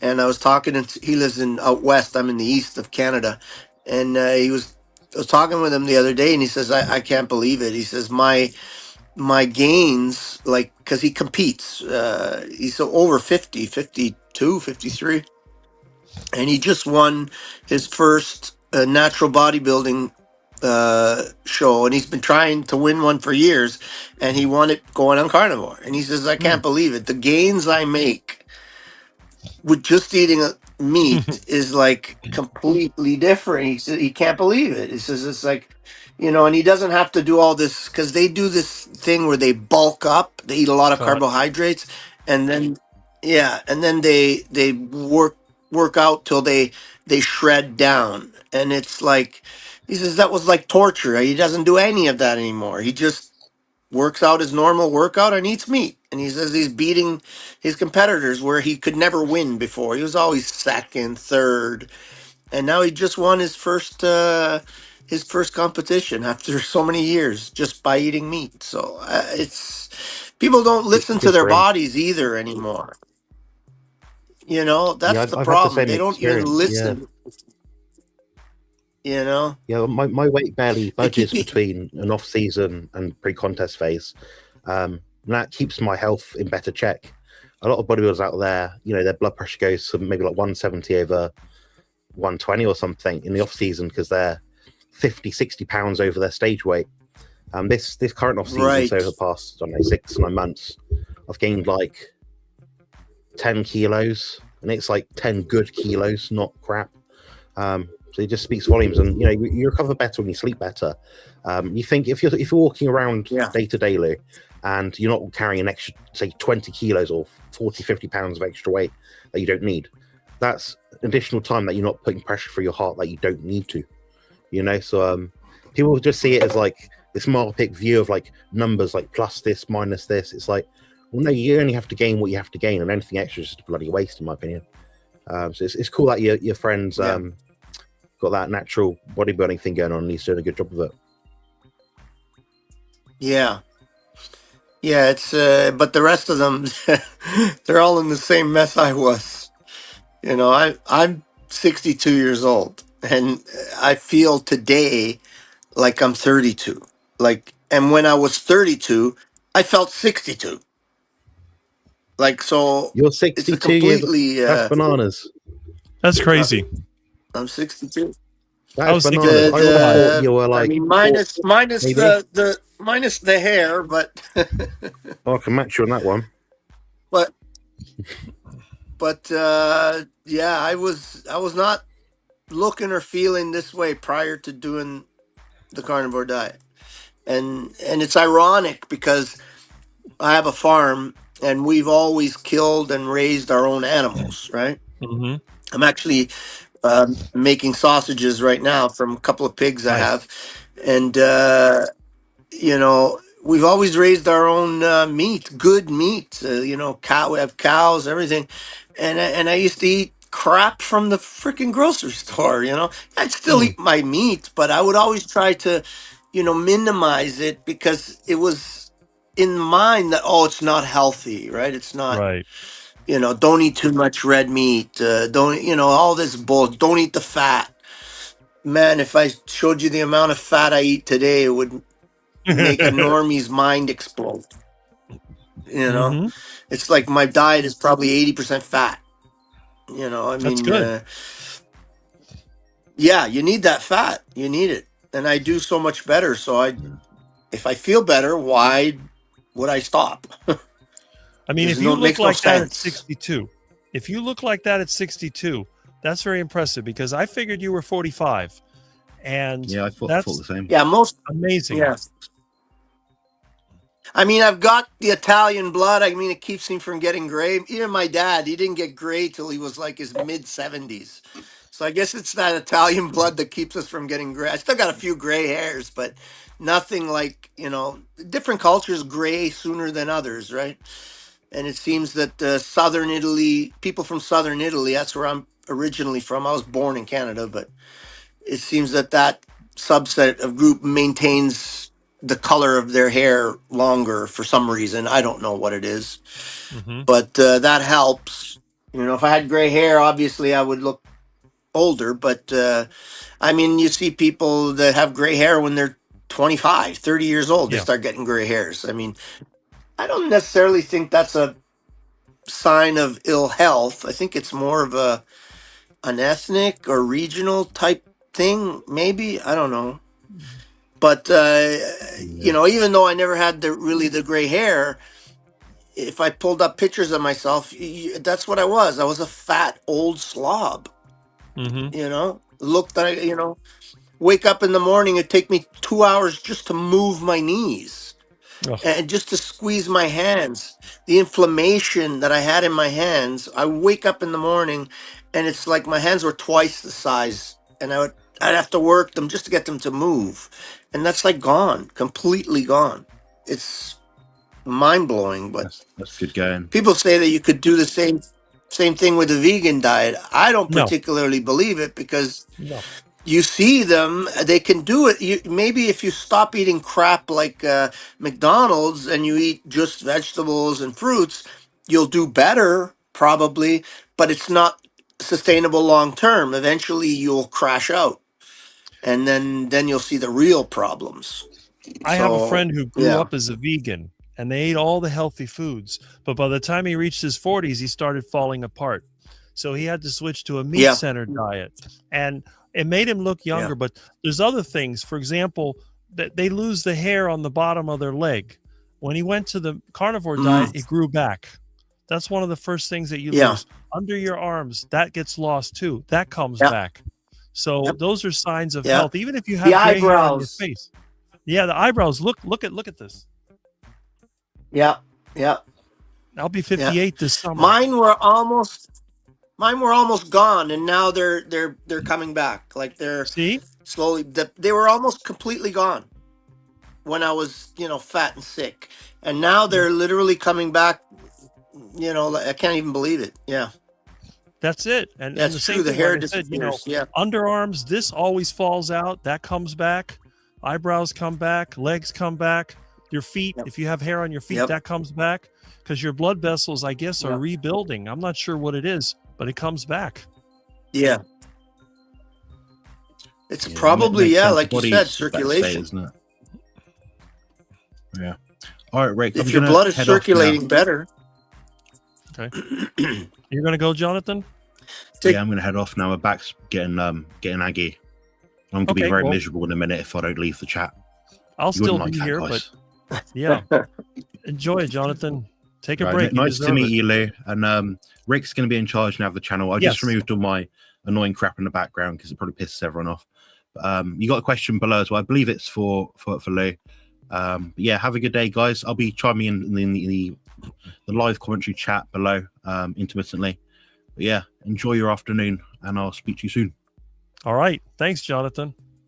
Cheers, guys, in a bit. take care, buddy. All right. So, how did you find it? You find it from my channel or Jonathan's channel? From your channel. I've been watching your channel for a little while now. I don't know how long, maybe, I don't know, several months, if not more. Really? Yeah, I like your stuff. You know, with the ducks and all that. It's pretty cool. My son, I actually sent you a message asking you where you were on one of your videos. You were following some ducks and some chickens in a parking lot somewhere, and I asked you if you could actually shoot them with an air rifle. And Oh, yeah, I remember that question. I guess I guess you responded something to the effect that I guess it might be legal, but people might call it in as they think you're some kind of freaking mass shooter or something, Right. because people are That's so what it is. dumb. But yeah, That's why I it's usually the I'll catch population them. that's the problem. I just catch Yeah, them. I stuff yeah, them in yeah. a bag. Yeah, and then you fatten them up, which is perfect. Maybe they're not as fat when they're wild because they have to struggle to get food. And Right. you put them in a pen, keep them, fatten them up nice. And duck is amazing. I love duck. Like I used to, every year I've raised 100 chickens, like just meat chickens, right? And I have a neighbor that we've had this deal for several years now where he's a lawyer, so he's got a lot of money, and he says, Louis, I'll pay for all the, buy the chicks, pay for the food, whatever costs involved, I'll cover all the costs. We'll buy 100 chickens, you raise them, kill them, package them, and we'll split them. So that's what we do. But I'm considering actually not raising the chickens anymore and doing ducks Mm, because I enjoy ducks so much more. They're more expensive if you had to buy chicks, right. from like, I think a White Rock chick, I think, is like $2 or $2.95 Canadian now. And a duck is probably like $6 or $7 as a chick. So it's double the price to buy them. I think it might be cheaper in feed in the long run, but you get Hmm. such a nice fatty meat. The ducks are amazing. I'm doing, like, lately I've been doing like duck confit, where Hmm. it's basically cooking it in its own fat, really Hmm. slow. It's like boiling it in fat almost. Yep. And I'll do a couple of ducks, and then whatever I eat, and the rest I just put in the fridge, just covered with their own fat.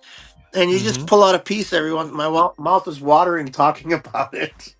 It's good. You pull out a piece every. Yo, they're so good, man. Especially those Muscovies. Oh yeah, that's what Those I got. Muscovies, they're so fat and nice. Yeah, yeah. They're like Sometimes eating. I look on face. They're like Yeah, steak. sorry. Go ahead. Oh yes, they're amazing. They're amazing. I go around sometimes on Facebook Marketplace, and you get a lot of these people that, they start a little hobby farm, whatever, and they have some ducks and some chickens, and then the ducks start sitting on their eggs, and before they know it, instead of 5 ducks, they got 50 ducks, and they don't want to feed them anymore, so they give them out free, right? Yeah. So I go around, I grab them, sometimes I'll pay a couple of bucks, whatever, and I go pick them up, and I'll pluck them up and put them in the freezer, and they're amazing. And mostly they're Muscovies. Sometimes people have like pecans, but they don't sit on their eggs like a Muscovy will. Muscovies Right. are, yeah, yeah. Muscovies will sit on their eggs any chance they get. Yeah, Pekin ducks usually yeah. I just like your lay the your eggs show. randomly. Yeah, Pekings will just lay them. They won't even go in a spot. They'll just, wherever they are, they drop them. Hmm. Yeah, they're different. I guess they're more of a commercially bred breed. I guess, sort of like the Hmm. White Rock chickens. Right. They're more not genetically modified, but bred. Their their their Yes. their breeding has been very, very focused on creating meat, and Right. so that's why they turn white. Right. Yeah, Well, the problem with those, yeah, those broiler type chickens, they're designed to grow in 3 months, and they don't have a lot of right, structure. They're not. They could never fly. They right. can barely walk. I know. I know people that Barely said, "Well, walk. turn them loose." And I remember somebody had raised chickens and they didn't raise them anymore, so they gave them away. And all these people, oh, I'm going to rescue the chickens, and they were all dropping dead within weeks. They just die of heart Yeah, that's attacks right. because they're not designed to live Yeah, more than 6 months. That's their whole yeah. They're lifespan. not designed. That's true. Yeah, Now, they're Muscovy is a designed to put survivor. on weight fast. Right. Right. Muscovy is the Yeah. survivor. They grow slowly. They're tough. I mean, they're tough as any bird. They can survive disease. They mate. They sit on their eggs. They're breeding birds, Yeah. but you're not going to get a lot of yield for the feed you put into them. But they're very flavorful. Right. It's always a compromise. The most Oh flavorful yeah. birds take the longest to grow. That's right. Yeah. Yeah. And I mean, you can get a Muscovy if you raise like you have chicks and you raise them to, the correct size, and you keep them on a good heavy feeding program. You'll get them pretty fat too. They'll Hmm. get pretty fat. Yeah. You know, I don't raise ducks anymore, but I'm seriously considering getting back into just raising ducks instead of chickens. They're so much Hmm. better. So much better. I mean, I eat Right. chicken, but I don't really enjoy it like a nice fatty duck. Like, let's Hmm. be real, it's not the same, you That's know. right. Especially the breast. Like the Hmm. breast is like I'll literally sometimes give it to my dog because it's just like sawdust. Well, you know, depending how you cook it off, all obviously. But yeah, if I put a chicken in the oven like just to roast, that breast, I don't care what you do, it's not going to be very juicy. Let's say, right? No, a lot of times I'll use that as a pizza crust. If I make a heart attack, well, pacemaker pizza, then I'll use the chicken mixed with eggs as a crust. I'll deep fry that, and then I'll put the meat and the cheese and all that on top of it. So it's actually pretty good. But I know what you mean. Yeah, people make. I don't know. I've never really tried. I guess I tried it once to make this carnivore bread where they take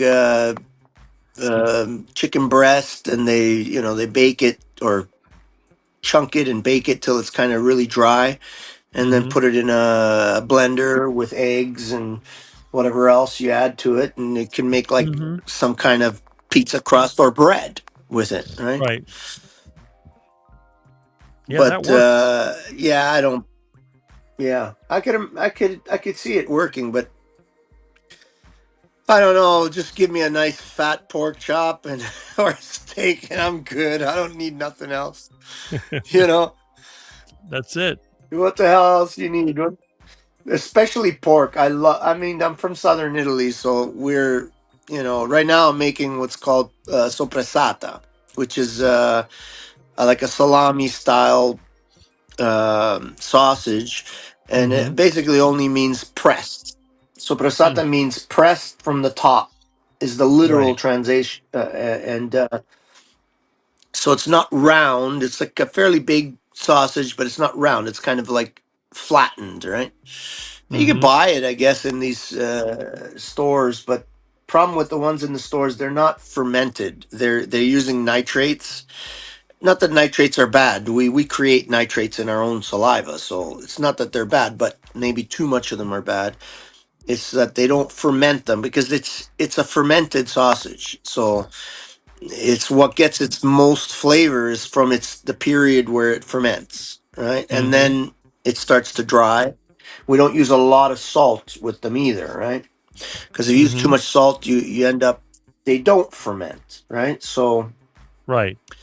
yeah, I've been making those lately, and man, when I'm making it, I'll like always have a pan with a because you take a handful of meat, just make a burger out of it, and fry it like already seasoned. It's like heaven. It's like Sounds heaven. like Like you have to try it anyway, just because you have to know how much salt by taste. And right. so I always eat like probably two or three, in a day. I'll eat a couple of pounds of it, just frying a patty here and there all day long. Hmm. That Yeah. sounds really good. Oh man, it's amazing. It's amazing. There's nothing like fresh for me anyway. Nothing like fresh pork. Like Hmm.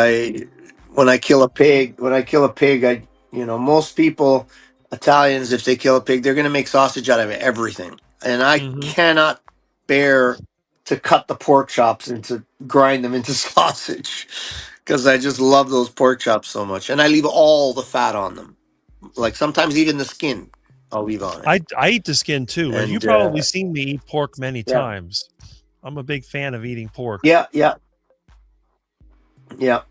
Oh yeah. I think pork again. There's the backwards world idea. Pork is bad. Pork is bad. Probably pork is the best meat for you because it's got a lot of fat. You That's know, true. and then they say, "Oh, the Okinawans they live to 120 years old because they ate freaking bok choy." No, it's They eat because they pork. worship pork. Yeah. To them, they literally have in the Okinawans they have temples just for pork. That's Hmm. how they have literal temples where they worship pork. Not worship in Hmm. a sense of like gods, but that's how important it is to their diet. Yep. Everything. If they cook bok choy, it's slathered in pork lard. Mm-hmm. You know, everything is cooked with pork lard. They eat pork every day, and they live to 120. Well, there you go. Or the Sardinians in Italy. Oh yeah, they eat nuts and they eat this. They always neglect the fact that they eat sausages coming out of the yin yang. They eat pork. You know, their diet is probably 60% pork. I know So, all the it's all the backwards Italians. We used to have a lot of Italians here in Miami, and they always, when they made meatballs, it was mostly pork. Pork was their meat of choice, and a lot of it. And then they Yes, use yes, lard and pork skin and everything. So right, when they say that pigs are unhealthy, yep, it's like, well, how come these Italians live so long? right, yep. That's true. It's true. The Italians, pork is like it's a big part of the diet. You know, we would make when my mom makes sauce, it's always pork sausage and pork Mm-hmm. ribs. And Yep. sometimes, if she has it, she'll add some chicken in just for the, I don't know, it changes the flavor a little. But it's always pork sausage, pork meatballs, and pork ribs with the That's sauce. right. You know, That's right. it's And that's never beef or anything like that. right. Well, I mean, you think Sorry, there about it. must be a lag or something. Yeah, it's probably because of your internet. There's definitely a lag, or it could be StreamYard. It could be anything. Yeah. But you got a lot of comments. You got people that are impressed by the way you look, and there's also comments about pork. I mean, it's great. I'm glad that you found my channel, because I think in many ways, if more people would discover the carnivore diet like you did, they wouldn't have to suffer as much. I mean, you're not going to become 25 years old again. But if you were fat and you were unhealthy, and now you're 62 and you're feeling that way, that there's a lot going on with this diet that you're not going to get anywhere else. Nowhere. Yeah, you're absolutely right. And I almost want to call it, sometimes, you call it the carnivore diet. I almost want to call it the fat and lard diet, because it's more important that you get the fat, because in the beginning I limited my fat when I first, and I still did very well. Probably mostly because I didn't have any beef at the time. All I had was pork when I started it, because I kill my own meat, right? So Right. probably that helped, because there's more fat in the. But as time went on, I started realizing the more fat I ate, the better I felt. And so I just stayed on that trajectory, And there's a limit, obviously, because for me, it shows up in the bathroom, right? So once I reach my limit in fat, then your stool starts to get a little too soft. But once you're below your fat intake, your stool gets too hard. So there's a balance there, and you can judge it based on how you go to the bathroom. If you're going to the bathroom and it's just smooth, like nothing, it's smooth. It's like you're in there 3 minutes and done, and no strain, no pushing, no nothing, and it's not, soft. Then you're at the right fat intake. So it's, again, listening to the body is important. The body's going to give you all the messages you need. That's right. It's just we don't know how to do it anymore. A lot of people have forgotten about traditional eating. And I think a lot of times they see the grocery store or a restaurant as their source of food. They don't see, like when I look outside, I know what's edible. There's some plant material that's edible, but there's a lot of animals that are edible. When I have squirrels eating the mangoes off my mango tree and my vegan friends are complaining, I go out there, I start shooting those squirrels, and I don't throw them away. I skin them and I cook them. I got them frying in lard most of the time. Lard is my fat of choice. Yeah. I'm a big fan of lard. Yeah. And look at how skinny I am. I've been eating lard 42 years. Yeah. And I'm skinny. Yeah, you look good. How old are you? 57. Oh, you look great. You look young too. I mean, come See? on. Like people, I don't know. Yeah, it's crazy. It's like, yeah, you were doing the carnivore diet before it was a whatever fad, if you want to call. I don't think it's a fad because there's too many people getting healing from it these days. So it's really not a fad. Like, I mean, I saw a video. I saw a picture of I don't know who put it up. Someone put up a picture of 3 vegan doctors and 3 carnivore diets. So doctors. I don't know if you saw that.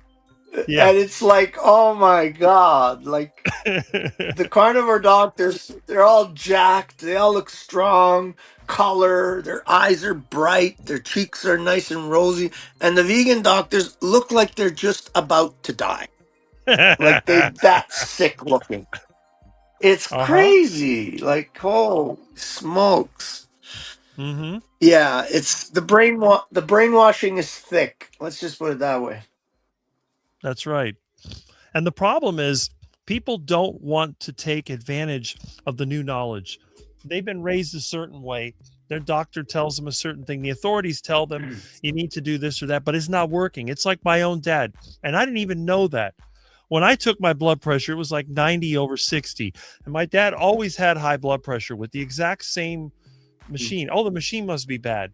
And then he could never figure it out. Well, it's because you're young. That's because at the time I was 20s or 30s or whatever. I'm like, Dad, I'm getting older. The blood pressure is exactly the same. You're struggling and you're eating all the healthy whole grains and the fruits and the vegetables and the juices. Your blood sugar's high. Your blood pressure's high. Why is that? Oh, it must be genetics. We're the same family. You know, the genetics, how Yeah. can that be an issue? And it was just a constant battle. But that was my own dad. Other people are the same way. People still tell me, Rick, you're going to get a heart attack because you eat nothing but meat. You don't eat fruits and vegetables. I said, well, okay, I'm going to get a heart attack, but is it going to be today, tomorrow, 20, 30, 40 years? Whenever it happens, it happens. What am I going to do? I don't want to eat that crap. I'll be diarrhea all the time and sick. I tried going plant-based and it ruined my life. In 7 months, I felt like I was going to die. And I went back to the carnivore diet and I was fine. Yeah, I mean, I don't even think it works really. That I don't think that eating meat's going to give you a heart attack. I think people that eat meat will probably most likely just die peacefully in their sleep. Like when their bodies just said, okay, we've had enough and, maybe a heart attack, but I don't know. I don't think it hurts the heart like people think. I really don't. If I anything, don't it either. probably heals the heart, It's got to you be. I know. mean, look, if But you've people watched have my this videos, fascination. have you ever seen the way I ride my bike in my videos? If I had heart disease, I'd be out of breath. Yeah. Oh yes, that's right. Yeah. Yeah, and you ride a lot. I ride a lot. I can go 20 miles on a bike Yeah. just doing my errands. And it's hot here too. I mean, it can be in the 80s or 90s. I forget. You said you're in Miami. I think you said. Yep. I'm in Miami. Yeah. I asked. Yeah. Yeah.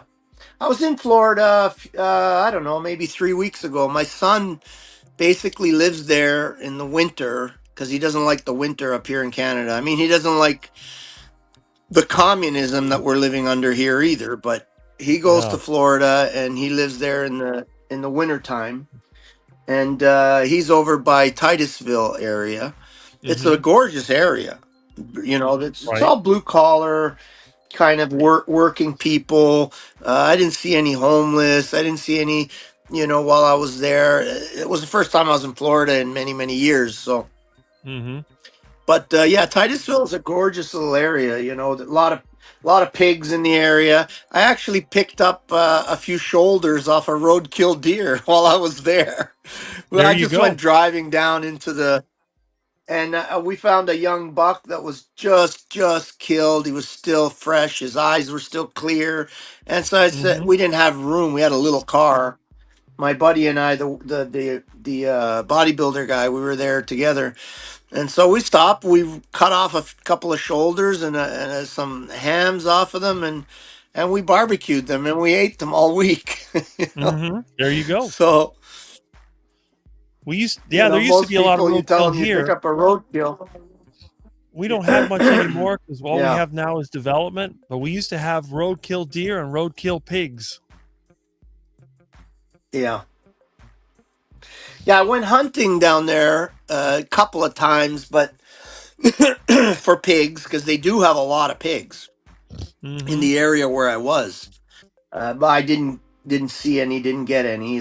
But I did try to see if I can get some. We saw them on the trail cameras, and they're really nice. Like sometimes you see these wild pigs, they're kind of scrawny, skinny looking, like in Texas or Right. Arizona. They're not getting they're as big much food. here. These pigs are round. They're round. They're nice and plump. Like you can tell they're getting good food, There's plenty to eat And over they here. get in these swamps. Oh yeah. Oh yeah. Yeah, I think they get in these swamps, and I think they eat a lot of these baby nests and eggs and baby egrets and crocodile eggs and turtle right. eggs. So they get a lot of protein. I think that's why they're very fat and nice. I told my son next time I go down there, I'm because I had to borrow a gun from one of his friends, and he wasn't always available. I says, next time I'm bringing my own gun and I'm going hunting every day until I get some pigs. There you go. So I used to hunt them around here when we had empty space, but I didn't use a gun because of all the police that were called. So I used a crossbow. Oh, that's cool. Yeah. I get the young ones. I mean, several Florida's times. become. Oh yeah, yeah, Yeah. I mean, Florida's open carry now, isn't it? Didn't it just technically. become an open carry state? Yeah. Technically, yes. Based on a couple of cases now, apparently you can carry openly in Florida. Some case law or whatever. Right. I mean, in my opinion, you should be able to open carry anywhere you are in the world. Like, I mean, it's a fundamental right to a man to be able to protect himself with whatever tool he wants. That's true. You know? But I don't like to open carry what because I don't more want fun- people to see what I have. Right, right. But the public is so utterly brainwashed and tapped into their, they love their servitude that God forbid they see somebody with a gun. Oh my God, he's carrying a gun. They lose their shit. Excuse my language. That's right. But yet they don't mind when the police carry a gun. They consider that normal. Right. Right. And meanwhile, in America alone, I think they kill something like 3,000 people, unarmed people a year. The police kill 3,000, approximately 3,000 unarmed people a year. And, I don't think the gangs have those numbers for just regular people. They might shoot each other, but just regular public, breaking into the wrong house and shooting the dog and the freaking everybody in that happens all the time. Like, I mean, and then they don't even get fired. Like, I mean, God forbid a Domino's driver, somebody's delivering pizza for Domino's. If he got the address wrong one time, he'd be fired. Right. Police break into somebody's house, shoot the dog, shoot the person coming out thinking he's being robbed, and he comes out with a gun. So they shoot the father, and it was just a mistake. No problem. Yeah. I mean, I feel sorry for anybody that tries to break down my door because I got so much stuff. They make one wrong move, engine blocks, and everything's going to be falling on them. Before I even get to them, they'll already be on the floor, probably crushed. I mean, I got a motor sitting in my living room right now from my Bobcat that they could trip over.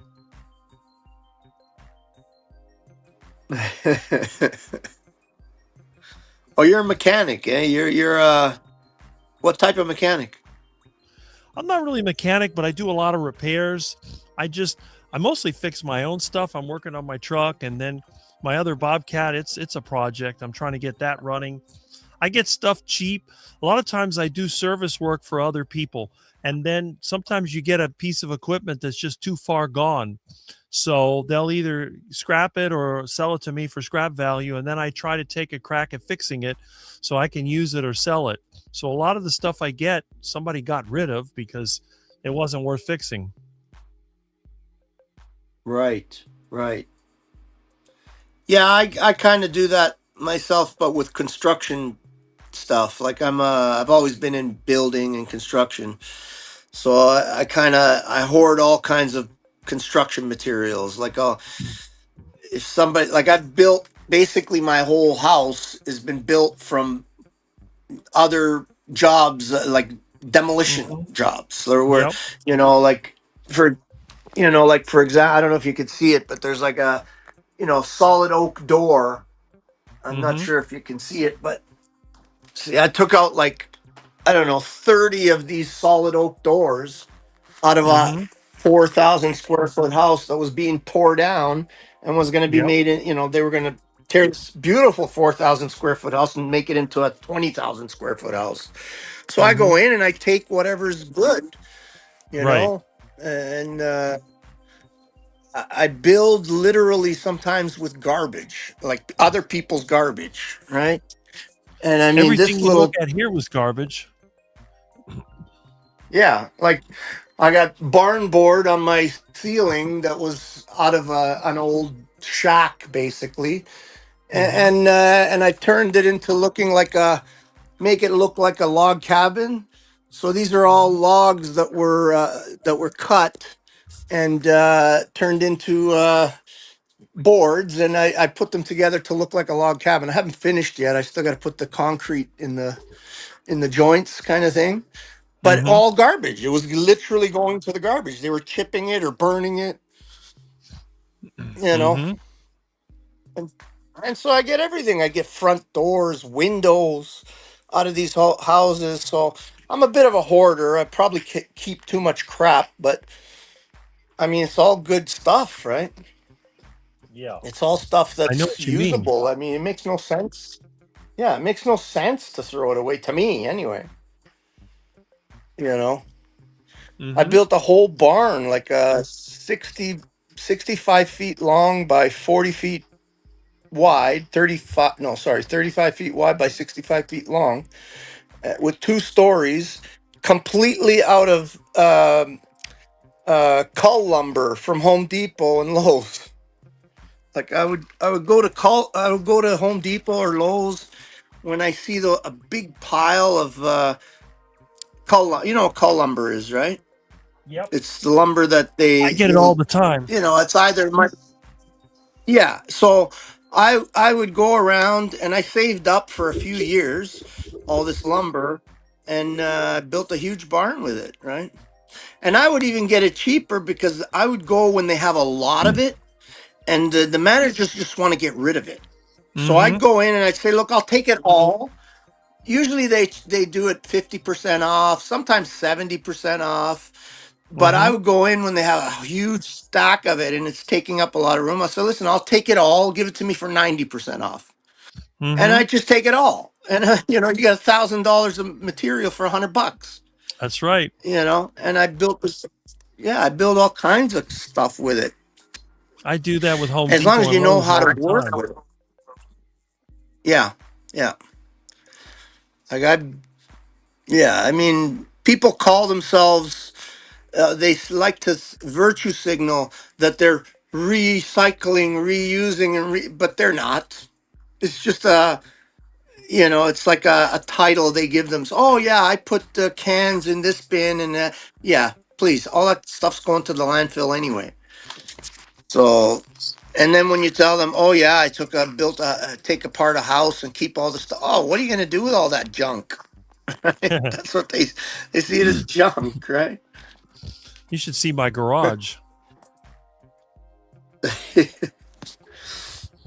That the equipment that I have, I built a wood chipper out of junk. I built a bobcat out of junk. I built a trailer out of junk.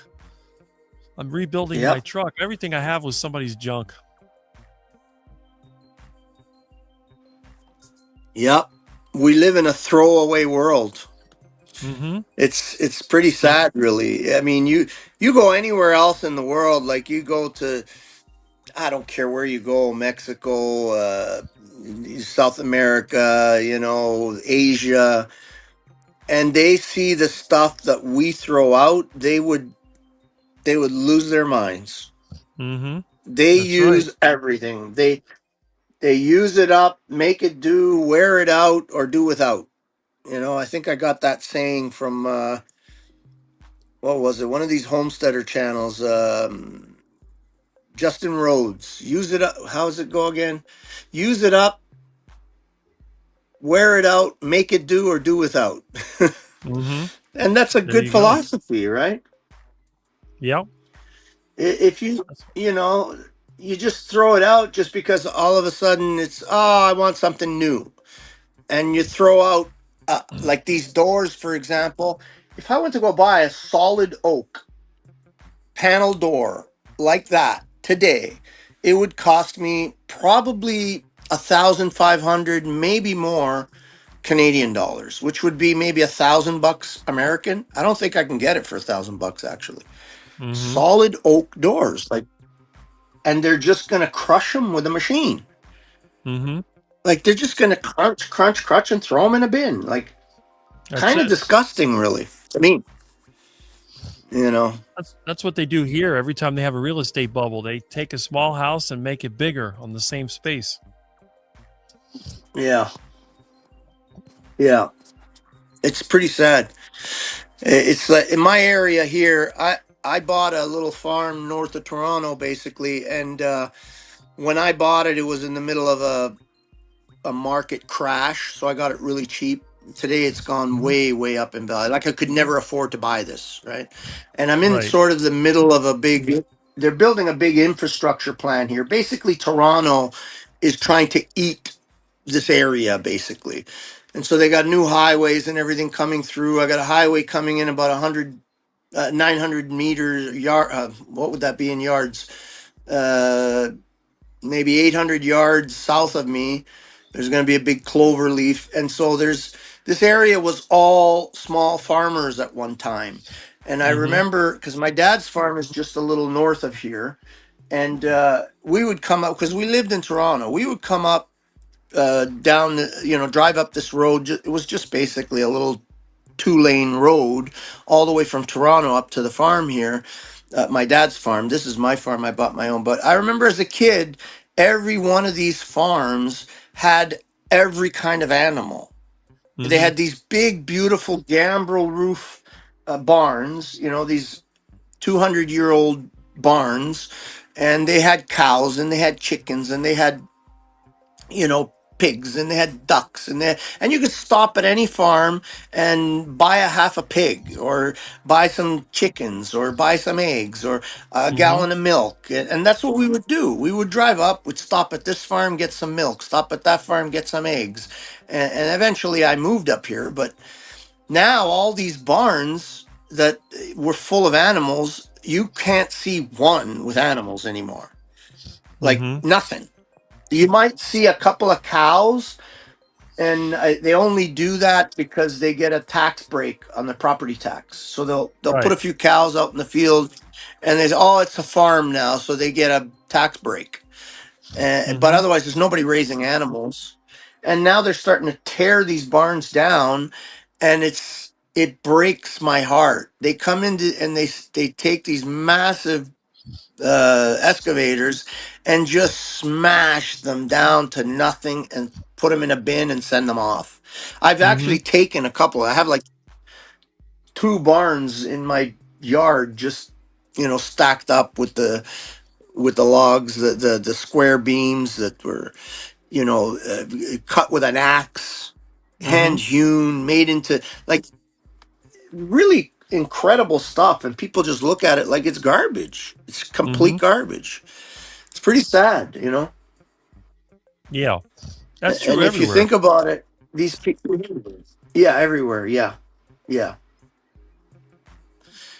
And the saddest part for me is thinking about the people that built these barns, because a lot of these barns that were built in your area, I would imagine the same thing. they came into these basically forests with a, maybe a mule, an axe, and a handsaw, and they cleared the land and they built these beautiful, majestic barns that last for 200-300 years by hand. With a saw and an axe, and it's like the workmanship. Just looking at it, the workmanship, the amount of work, just makes your mind just. It's incredible, and like every time I see them do it, it's literally heartbreaking. But it's the world we live in today, right? Go to Walmart, Everything, buy every, yeah, everything here used to be built from the pine forest we had, and now there's none. There isn't a single one left. It's all development, shopping centers, yeah, roads, and even the shopping centers, they keep yeah, tearing them down and building new ones.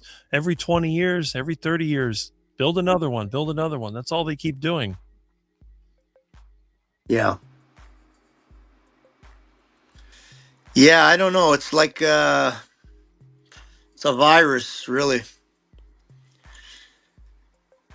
I mean, I have my farm for sale right now because I'm actually considering getting out of Canada.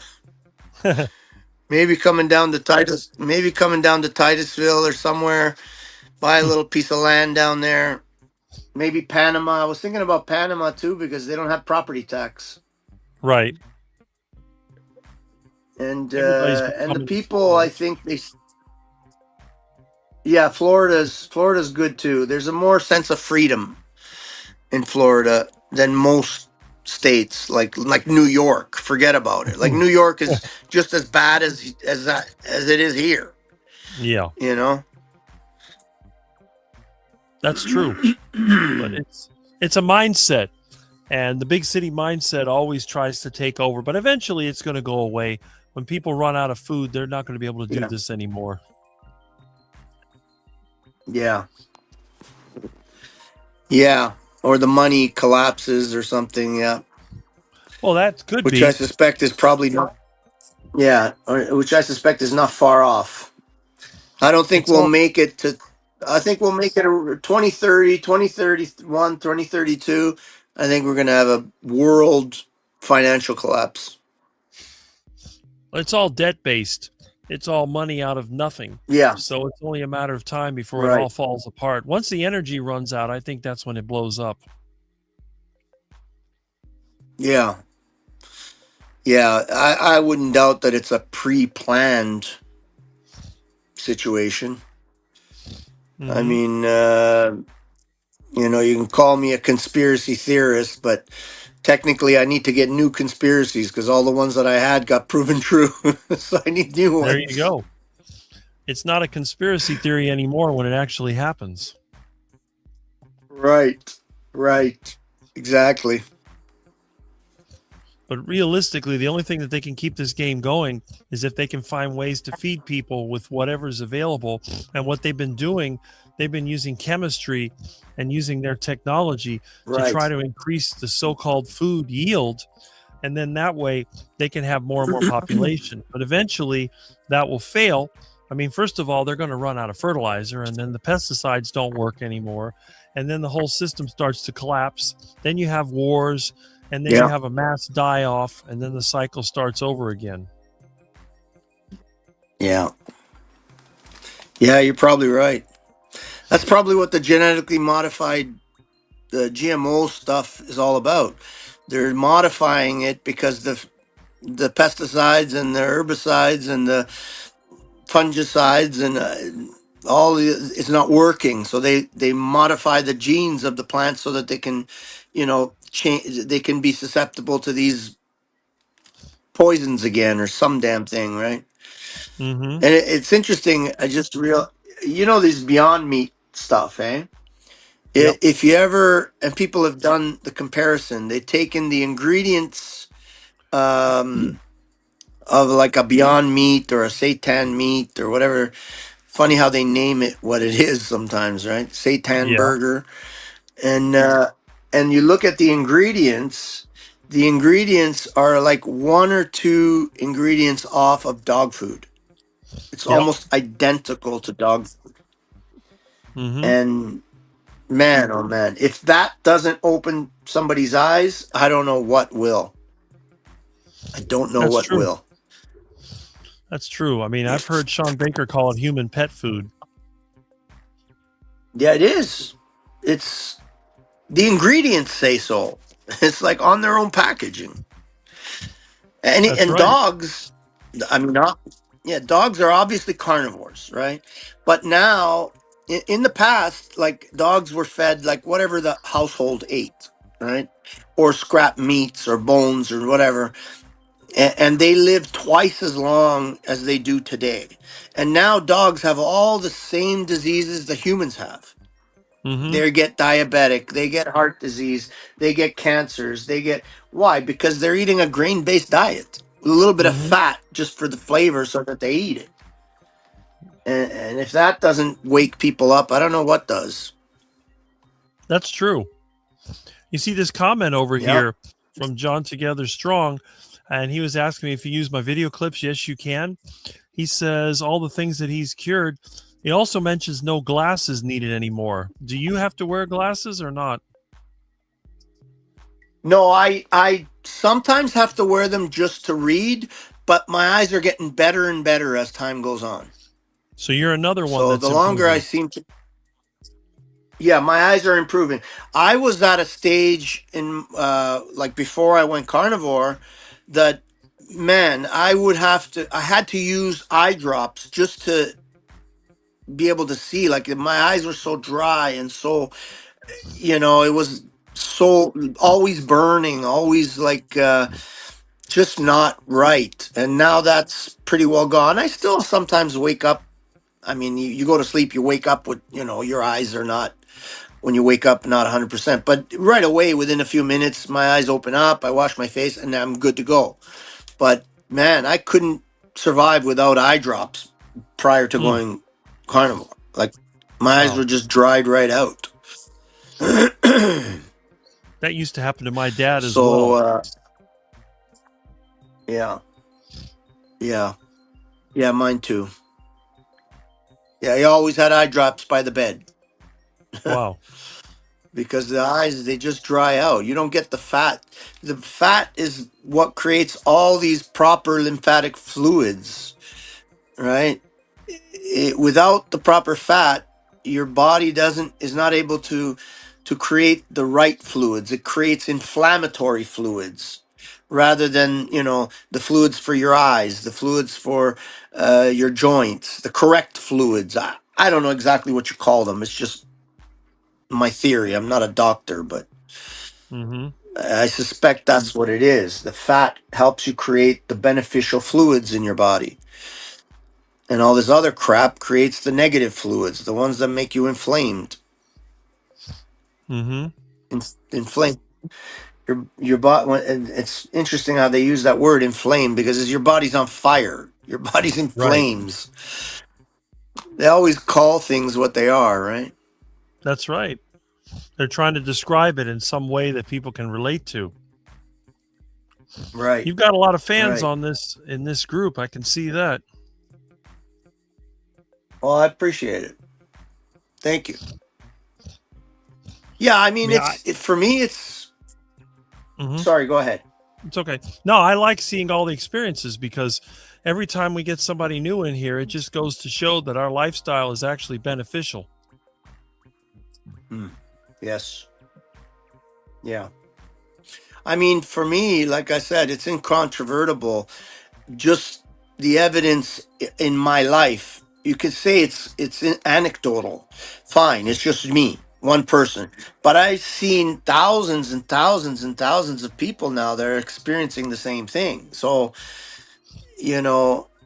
I mean, another thing I forgot to mention, before I went carnivore, I've had migraine headaches since I was a little boy, like 12 years old, it started.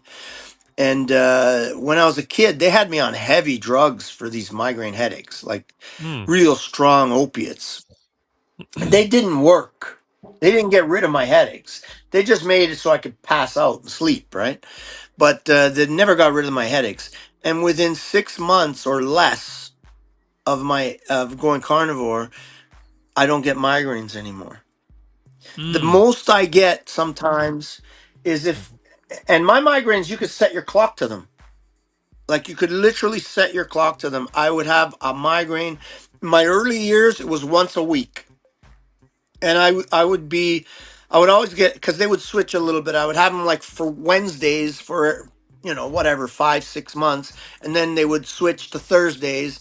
And then another 4 or 5 months, they would switch to, Fridays. And eventually they'd switch to the weekend. And I would get pissed. Damn it, my headache's going to be on the weekend, right? Because, and then later on, it was every 2 weeks approximately. And just that regular. And if someone would have, and I did every doctor, and my mother took me to hundreds of doctors trying to cure these headaches. And finally, I just had to get used to the fact that I have headaches, and that's it, and just to get used to it. And within like 6 months, my headaches started disappearing, and I don't get them anymore. I think I was saying, like, once in a while, if I don't get enough sleep, I might have what I used to call a pre-migraine. So I would get warned. My body would warn me when I was gonna get a migraine, and I would get like a mini headache, and it would say, "Oh, okay, my headache's coming on," and that's how I would know. So I might get that occasionally, and I notice when I don't get enough sleep, I'll get that pre-migraine, but then it goes away. And damn it, if someone would have said to me in the past, listen, you cut off 3 fingers off one of your hands, and we'll get rid of your headaches, I would have took the deal. That's how, that's how bad they were. And just going carnivore, they're gone. Like, it's mind blowing to me. Mind blowing. And there's a lot of people that have gone carnivore that have had the same experience with migraine headaches. And the migraine headache industry is in the medical field is massive.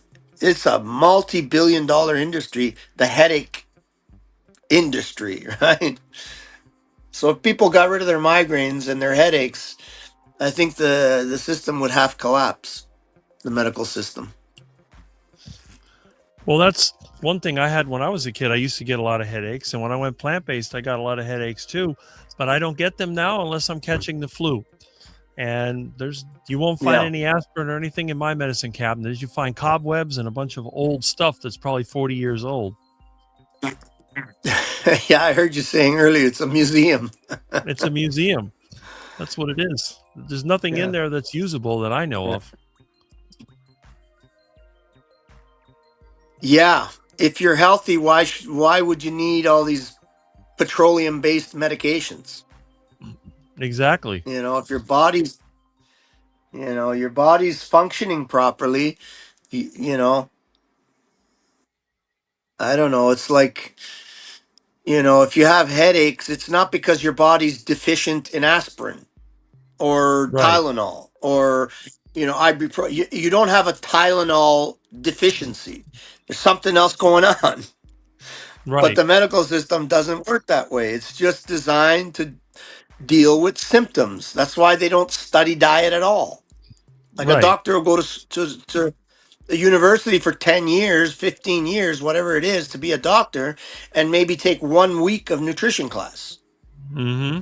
That's, again, backwards, upside down world. Yeah. But again, it's not about really getting to the root of the problem. It's just about treatment. What can we do to make somebody feel temporarily better and get paid? And that's good. My cat is over here attacking my feet. What are you doing? Milton, come on. Milton, you're a menace. He's always after me. I think he's just hungry. That's what it is. Yeah, we've got a lot of questions here asking about your story. I guess this is the first time that you've appeared on anyone's channel. No, I used to go on a channel that was more geared towards the idea of rights, freedoms, spiritual principles, and he doesn't come on much anymore, but it was Paul Enslaved or Proper Instruction, Motivated Peace. I used to go on that a lot, but like I said, he doesn't come up much anymore, so Oh, okay. Yeah. But in the carnivore So I've been space, on a few streams. right? But Yeah, in none the in the carnivore carnivore space. space. Yeah, I think you're the first. No, I've never been on anything in the carnivore space. You're probably the first one. Yeah. Well, that's good. I mean, there's a lot of these carnivores. I mean, they're great and all. Don't get me wrong, but it seems to get a little too commercialized at some point, and I can't. Yeah, I just don't. When they start selling the whatever selling stuff, I start to lose interest. I like people like you that are real people that have a story, that are not connected to any sort of monetary interests. That's what I like, right? This is old YouTube kind of thing with live streaming. Like Right. I started watching YouTube maybe right around the time it was created. I think it was created in like 2004 or 5, something Mm-hmm. like that. And I started watching within the first year or two that it was created. And back then, YouTube was just people like you, people like me, average people doing average things, putting their story out. And that's when YouTube was really YouTube, right? I don't know how long you've been watching it, but now it's I become so. I started Sorry, my channel in there's definitely 2007. a lag. Yeah, Oh, okay. Oh, so you've been for a long time too. Okay. long time. I remember when 100 meg Yeah. was the limit for the video. Wow. Wow. Milton, come here, Milton. Oh, Milton. Ow, Milton. Milton is a menace. I've never I've never had a channel or anything myself. Uh I mean, my daughter has a pretty fair sized YouTube channel. She's got like 120,000 subscribers. She does the van life, camping. She does a lot of building videos too. Like she'll buy like an old. They kind of a little bit take after me, my kids.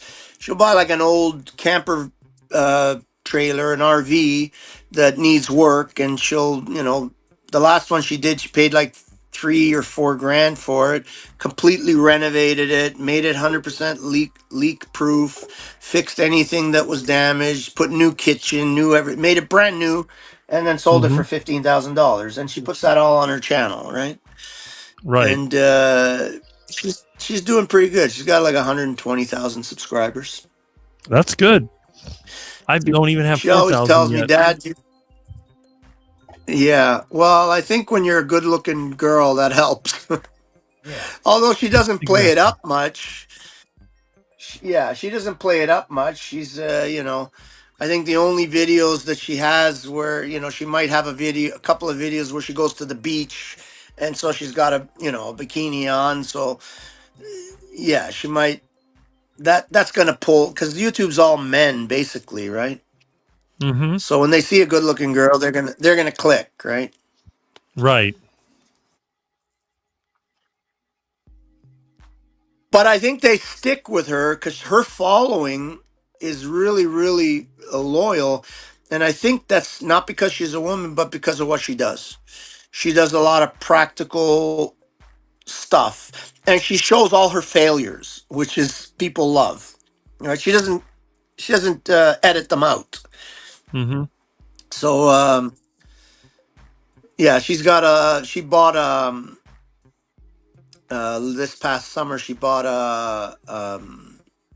like these what do you call them? They go into like an RV park, but they're like a house. I guess they call them park models. So they got like a roof. Like they don't look like an RV. They look like a little house, and it's Mhm. pretty big. It's like 40 feet long by 12 feet, and it's what they call here a 3-season house or park model. I guess is the real name we use here, and so it's not for winter, right? Because our winters get pretty bad. So she bought it, and she's gonna got it really cheap. It needs work, and she's going to completely gut it out, put all extra insulation, add some layers, and turn it into a 4-season little house, basically like a tiny house, pretty big tiny Mhm. house, and she'll put all that work on her channel, right? And she'll Right. and people like that kind of stuff. She'll show what her successes, she'll show her failures, and the end product, right? Mm-hmm. Right. I think people do like the Yeah, content. I'm sure they like the girls more than us guys. That's for sure. So, but there are some pretty popular yes, YouTubers out yes. there. They were asking about your channel, but I guess you don't put YouTube videos. So, I don't even know I have a channel because I have to have it in order to save um, other channels. I think you have to have a channel to right. subscribe. So I have a channel, and I think I have a couple of videos out there on it. Not much, like a couple of videos of my cows or so. I don't even know what my channel is. I think it's just Lubas something, whatever Hmm. it shows on screen here. Okay. Uh, it's just Lubas is kind of a weird name, but it's basically the first 3 letters of my first name and my first 3 letters of my last name put together. There you go. They just made a word that sounds kind of weird. But I was gonna change it, but then I said, "Screw it! I like it. It sounds good," Yeah. so I kept it. So you've had a name for what, 18 years or more, or just recently? No, probably I've had my channel like in order to subscribe. No, yeah, probably that long. Yeah, actually, now that I think about it, yeah, or at least 15. I probably went Mm-hmm. 4 or 5 years in the beginning, not knowing how to really, because I never was into computers. I got into computers literally by accident, and someone showed me a YouTube video, and I thought it was cool.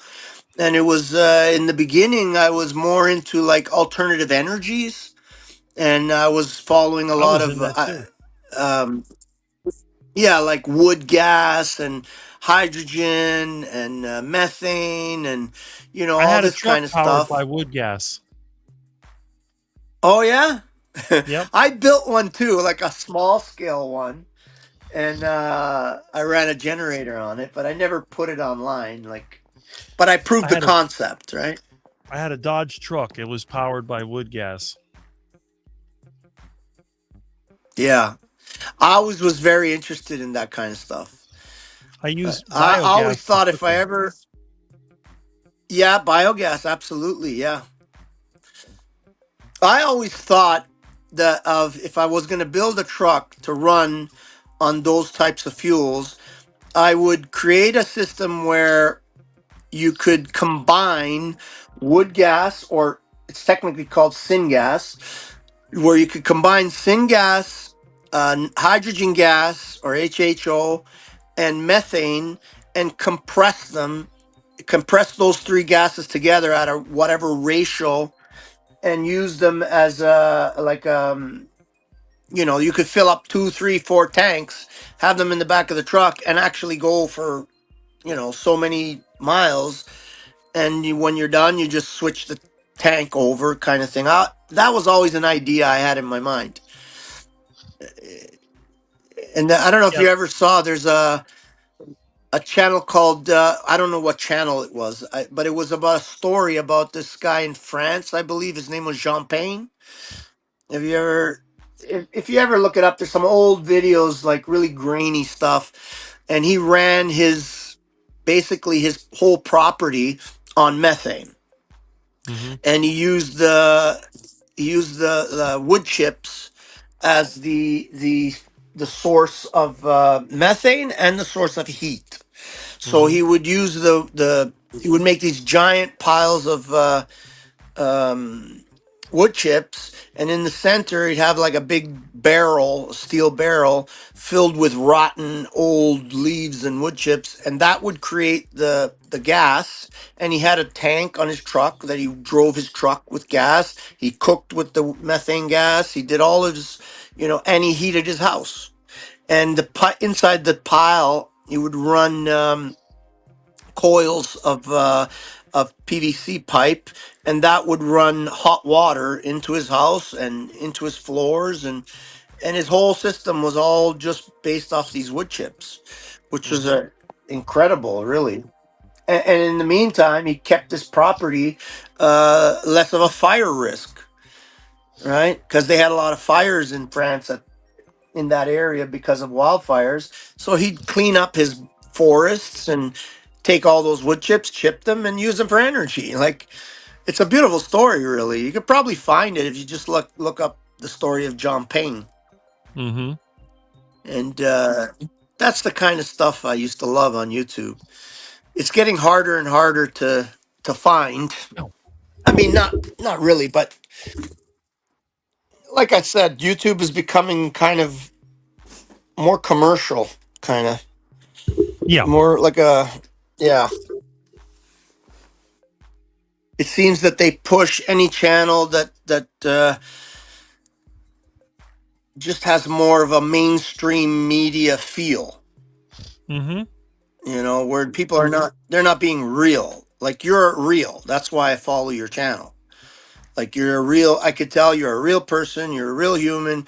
I could, shake hands with you and have a good conversation.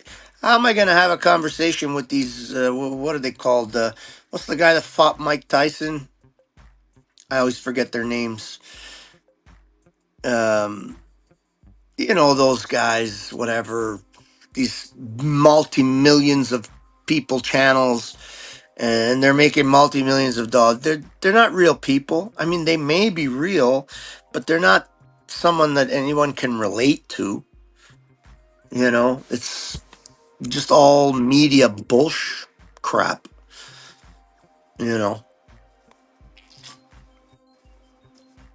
Milton, Stuff like your channel.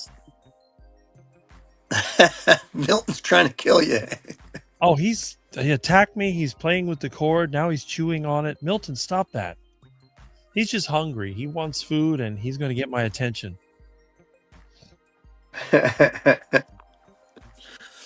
Throw him a nice duck leg. There you go. He'll be fine. Yeah, it's like these internet people, Stop it. I'm going to have to put a towel over him and grab him. Milton, no. That's what happens when your cat's a carnivore. He's a killer.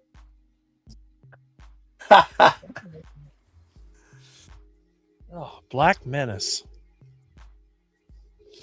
Yeah, you got that, was it Logan Paul or that other nonsense on YouTube? Those personalities. Yeah, that's what it was. Yeah. I tell everybody I'm not going to watch anyone I can't meet. I say that over and over again. That's my theory. Yes. I'm exactly the same way. I'm not interested in watching people that I don't think that if I wanted to, that we could arrange a meeting and say hello, have a coffee, whatever. If I can't feel that with somebody on YouTube, I'm not interested. I mean, unless there's some information that I'm after, I might watch it. Mm-hmm. But I'm not into the whole Logan Pauls and Jake Pauls and PewDiePies and. Yep. I mean, I don't blame Mr. them. Beast They're making millions of dollars. I've Mr. never even Beast, watched any another of one. those channels. It's funny. I had never have either. I've never clicked on one to see even what it's about. Mm-hmm. I have no interest in even clicking on it. I don't blame you. What in the world? Yeah, What? it's just. If the cat doesn't watch out, he might become dinner. No. Well, we don't eat carnivores here, but I'll tell you, I'm gonna have to give him some food. I'm Or just kidding. He's running like a maniac. This cat I'm is. just kidding. He's super wound up. He won't stop. Yeah, somebody found your channel. I found your channel also. We got a lot of comments coming in here. Got a lot of interest. Snacks yeah. or steak I haven't pie. even looked at my channel. I haven't even looked at what I got on my channel. I probably got a bunch of dumbassery. I don't even know. Oh, my friend Lewis here. Who is this What have I guy? got Well, on there? Oh yeah, all I've got is like stuff from my farm, me cutting meat. there's his channel. I think I put a short. Mhm. Yeah, I got something from building I haven't put anything on there in a long time, but it's all stuff from my farm, basically. Right. And building, I got a picture of a tiny house, a little short video, because I build tiny houses also, right? That's good. That's why I saved. Yeah, and I basically all with reclaimed stuff, like Hmm. nothing. I mean, what do you buy? You buy screws. I mean, and even sometimes not even that. I'll look online on Facebook sometimes and find somebody that's just got a pile of screws. Their father died and they just want to get rid of them. I'll go pick them up for $10 and I got screws for the next 2 years, and nails I and whatever else, right? I got a bunch of nails like that. I got boxes of nails. I've had people give me buckets of Yeah. half Yeah. rusted nails that I've cleaned, and I Yeah. got a lot of Yeah. that. Me too. Yeah. Screws, Yeah. carriage bolts, all kinds of Yeah. stuff. Hydraulic fittings. Yeah. I do the same thing. Mm-hmm. Every piece of equipment I have was somebody's I think junk. there's. Yeah. Yeah. Me too. Well, that's why I enjoy your channel. You're a lot like me. That I can tell you're a lot like me. That's good. When you're real, it's like Jonathan was saying here, Rick and I are as real as they come, and that is very true. You're not going to get anything fake over here. Yeah. Thomas will want to reach out. Who makes it? Yeah. See, he's got a lot to say. He's a lot like me. So I can see, we're always looking for new people on the carnivore lifestyle. Huh. Yeah, absolutely. I do you go live? I don't really get on much anymore lately because I'm just so busy. But do you go live like on a certain time? Like, do you have like every Saturday, let's say, or every second Saturday? Is that every Saturday that what you starting at do? 8 till about 1 or 2 or whenever? I start at 8 a.m. Eastern time on Saturday. Oh, okay. All right. But I cool. also join in other groups. So like tomorrow, you can see George over here and John, a couple others, Juliet. They get together and I'm going with them. And then there's Russ on Tuesday night. I pop in different live streams at different times, but my regular one is Saturday at 8 a.m. Oh, okay. All right. That's good to know. They're asking you how you can get them to get you for an interview. I mean, I could do that, I guess. I mean, I'm not. No one's ever been interested in interviewing me, but whatever. I guess I could. I mean, I think my email might be on my channel. I don't know. Well, obviously, you got a lot going for you because you're like me. You're the survivor, and you build things and you scavenge like Yeah. I do.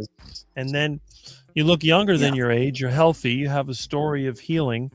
So I would see you'd be very popular. There's several carnivore channels that love to interview. I'm sure you've seen like Dave Mack Yeah. interview channel, and you see Yeah, the yeah, Dr. Kiltz, yeah, yeah.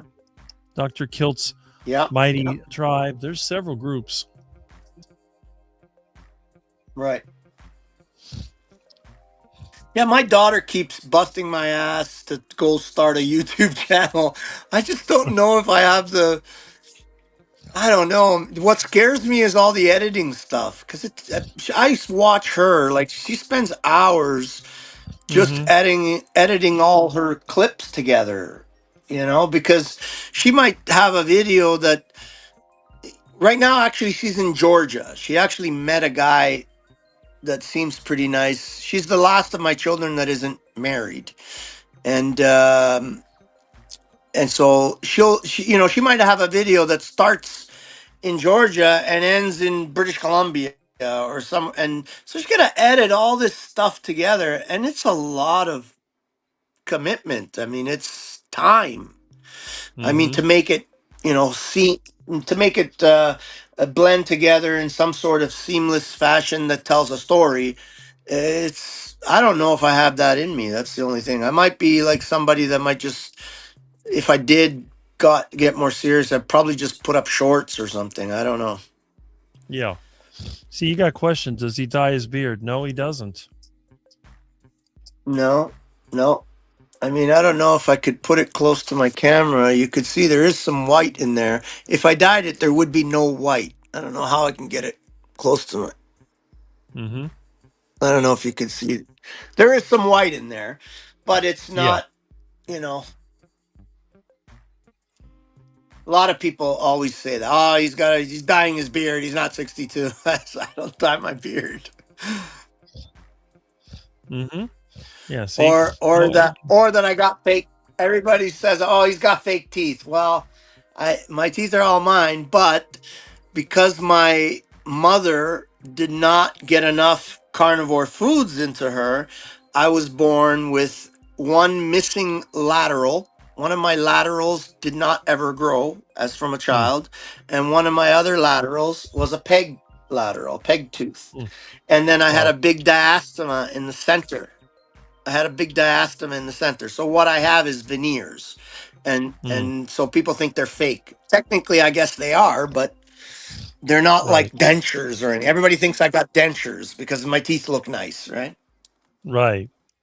But yeah, it's because my mother didn't eat enough carnivore foods, and that's what happens. That's the big sign of not of having an unhealthy diet is teeth.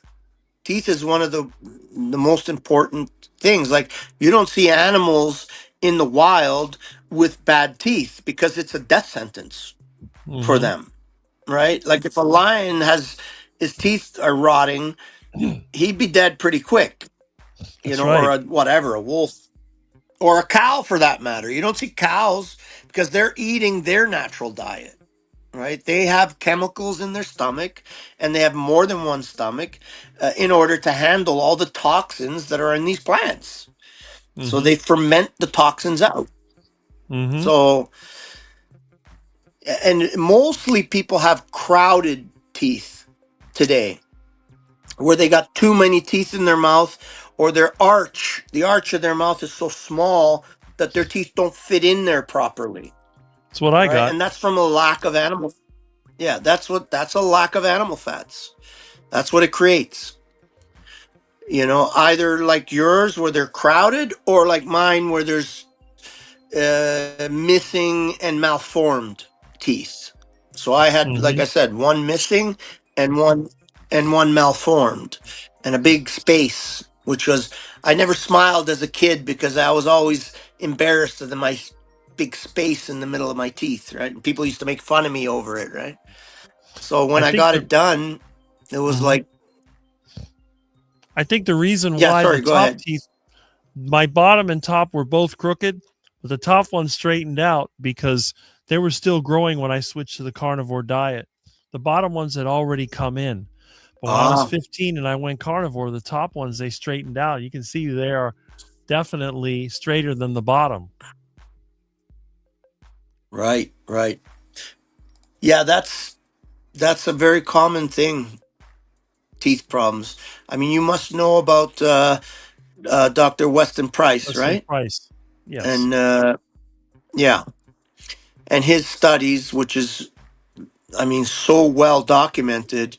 He went all over the world looking at indigenous communities, and he used to call it the foods of commerce. And he would say, and he showed many incidences of even in the same family where someone was eating their natural ancestral diet, which was mostly meat. They had perfect jaws, perfect arches, perfect teeth. They didn't have to brush. And then their brother might be heavily into the what he called foods of commerce, which were grains and all these plant foods, with completely crowded or rotten or missing teeth, and could be literally brothers, and it happens. So it happens within a generation.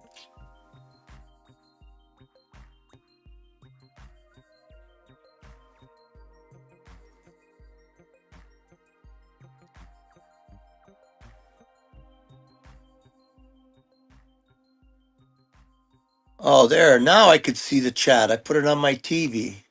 I couldn't see it on my phone. I'm not very computer literate either. That's a problem.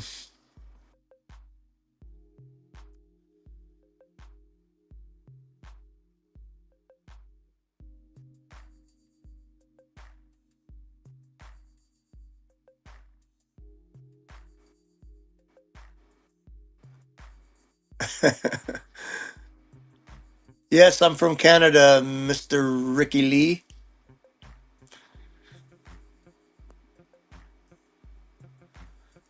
Oh yeah, I used to have the bleeding gums myself. Really bad, like really bad. And the breath. There's a certain smell in your breath when you have bad gums and bad teeth. You have my daughter's a dental. One of my daughters. I have 3 daughters and a son.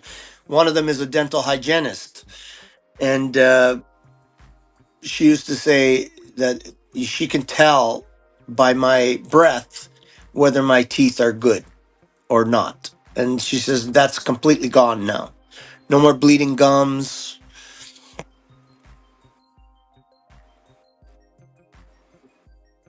Well, I appreciate that, Mr. Carnivore Muscle. What do? You do editing. Sorry, I'm reading your chat. What? Sorry, what's your name? Your channel's Charger Morpah, but I don't think I know your name.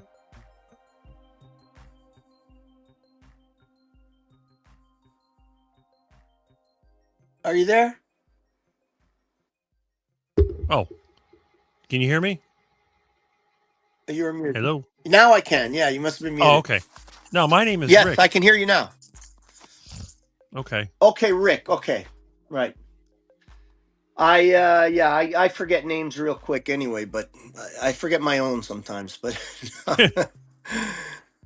yeah, I think I knew that your name was Rick. It just wasn't coming into my head. Mm-hmm. And there's a few Ricks But in here, but yeah, someone was I'm the saying they would crazy- help. Yeah, Mhm. you're the crazy one. Mhm. Where was that carnivore? Somebody was saying they would help with videos. I was going to ask them, is that because now that's the kind of a thing where people do editing for people? Mhm. Yeah. So Yeah, like, I mean, yeah, some people do a lot of editing. I'm one of the ones that don't edit, but most YouTube videos are Right. quite well edited. right. Well, I mean, even just stringing the videos together in a, you know, in a way that makes sense and tells a story, even if you're not editing the clips, because if you're doing a video a month or a video a week, you've got X amount of clips involved that you need to string them together to tell a story and be somewhat coherent and cohesive.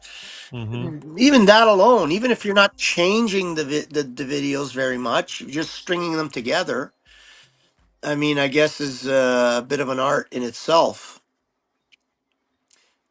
That's There's a true. channel I watch. I think it's he's a hunter in New Zealand.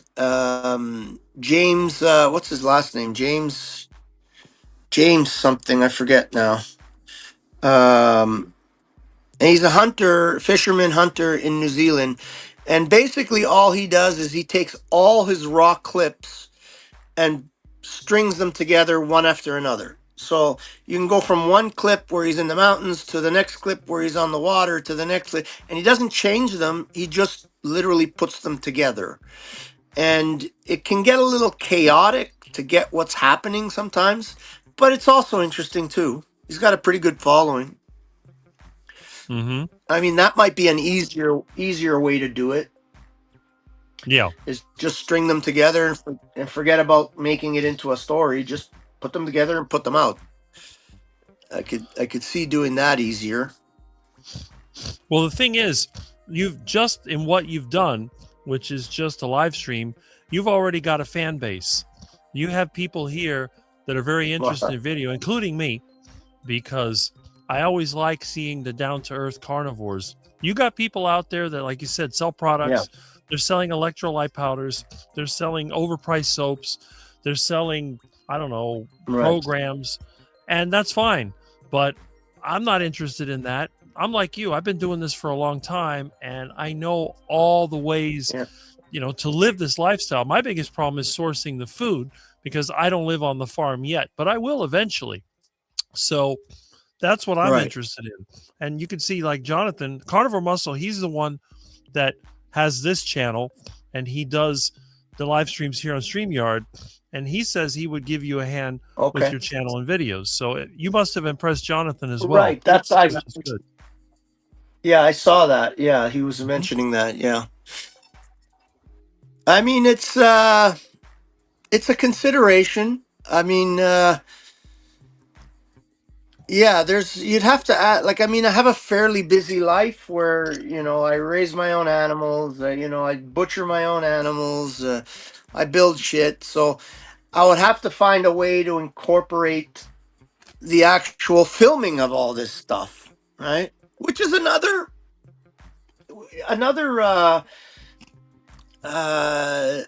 it's difficult just doing that, Mhm. setting up the video. I mean, even that alone is not very easy. Just remembering to take the camera out and videoing what you're doing Right. is, because I get trying into to what make- I'm doing. Yeah. That's what I have. And sometimes it doesn't work. You try to record something, it doesn't work. Yeah. So that alone is a difficult thing to achieve in a way that people would like to watch, I think. Mm-hmm. That's true. And, it's important because a lot of times people don't really know what's possible. They're just thinking about what they've been told. People feel like a failure because they follow the system. Things don't work for them, and they feel like it's their own fault. And what they don't realize is that they've been brainwashed, they've been lied to, they've been conditioned, they've been domesticated in such a way so that they can support the system. The people that are above them, the ones that benefit from their suffering, and they don't see it. They just can't get out of the little box that they're in. They don't realize that with the few changes here and there, their life can improve tremendously. And that's why we like examples like yours. Yeah. Yeah, I mean, I took it all the way. Like I've always been the kind of person that if I'm going to do something, I'm going to go all the way out. And I'm going to do it. Like whatever it might be. I'm going to take it and do it, And so that's what I did with the carnivore diet. And I can't even be, like there's no way I could go back now. Like I'm Italian. You think I don't like pizza and pasta? But to me now it looks like poison. It is. It I literally can't even eat that stuff. It looks like no. If I eat that stuff, it gives me diarrhea bad. Yeah. Me too. Yeah. But yeah, that doesn't it does mean not the same anymore. No. The thing is, why would you want to eat pasta and pizza when you can have a steak? A steak is a lot less work, Right. and it's much tastier. Yeah. And it has an off switch. See, I never had an off switch. Like I could eat pizza. I'll freaking eat the whole damn pizza. The next minute, if there's another one, I'll eat the other one too. I never had an off switch. That's a good it was point. like, I couldn't eat like, 5, 10, 15 crackers. I had to eat the whole box. It's like there was no off switch with that stuff. I was like, but with meat, no matter what meat it is, beef, pork, whatever, you can't eat past the point where you're full. You just can't. Your body says, I've had enough. It doesn't taste good anymore. You almost can't physically swallow it once you've reached the point where you've had enough. Mm-hmm. And, that's why they have these restaurants where they I don't know if they still have them. They used to have them, eat this 90-ounce steak and you get it for free. because they Right. know most people can't physically put that meat down once they reach a certain point. So they know they're going to have to pay for it. They might Right. find one guy, in a blue This one, moon that can do it, like me. you know? Yeah, well, yeah, absolutely. But I'm saying, like, most people just, myself included, like, I can eat meat up until it changes, like, something changes in my head and it just doesn't taste good anymore. It starts to That's what taste less and less good and then it that's, stops. That's that's what it. Dr. Chafee always says. Oh, yeah, yeah. But it's true for me. For me, it's true. Because not that I was an overeater, because sometimes I would eat, like I wouldn't eat, like I would, not eat but then I get pizza or I get pasta, and I don't stop. I wouldn't stop, right? I would just keep going, keep going, keep going, and yeah, it was a destruction. You see this comment here about the soap? Um, Sorry, I'm kind of way back here. Oh, okay. No, what? Just tell me, because It's Peter Papa Carnivore anytime. says, Yes. I don't have bad breath anymore. I don't have VO. Only use natural lard soap on my body and hair. Don't need shampoo or deodorant. Me too. Has that been Me your too. experience as well? I use beef tallow soap. I do not use underarm deodorant anymore. I don't need it. Even when I'm sweating, it doesn't stink like it used to. Like, Mm-hmm. you might get a little smell if you're working outside all day and it's hot, and Right. you at the end of the day you're gonna have a little bit of armpit smell, but it's Right. not like it was. And if I didn't use underarm deodorant in the past, I would have stunk up the whole house, just with a little bit of sweating. And that's gone, right? That's gone. No, not shampoo. I don't need much. I got no hair, but but that's all I use is beef tallow soap that a friend of mine makes.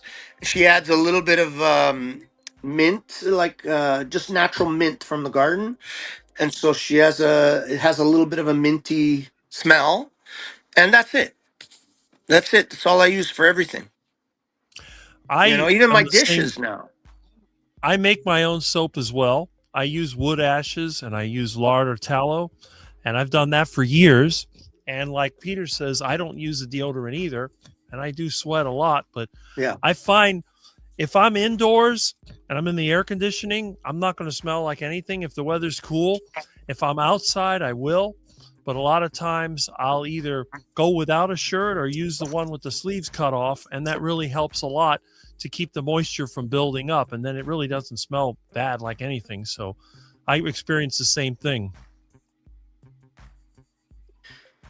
If I could answer Sandibly,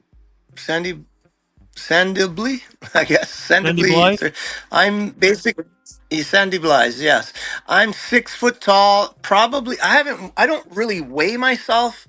I weighed myself when I first started carnivore, and I was 220 pounds, and I lost maybe in the first 6 months. I lost at least 60 pounds.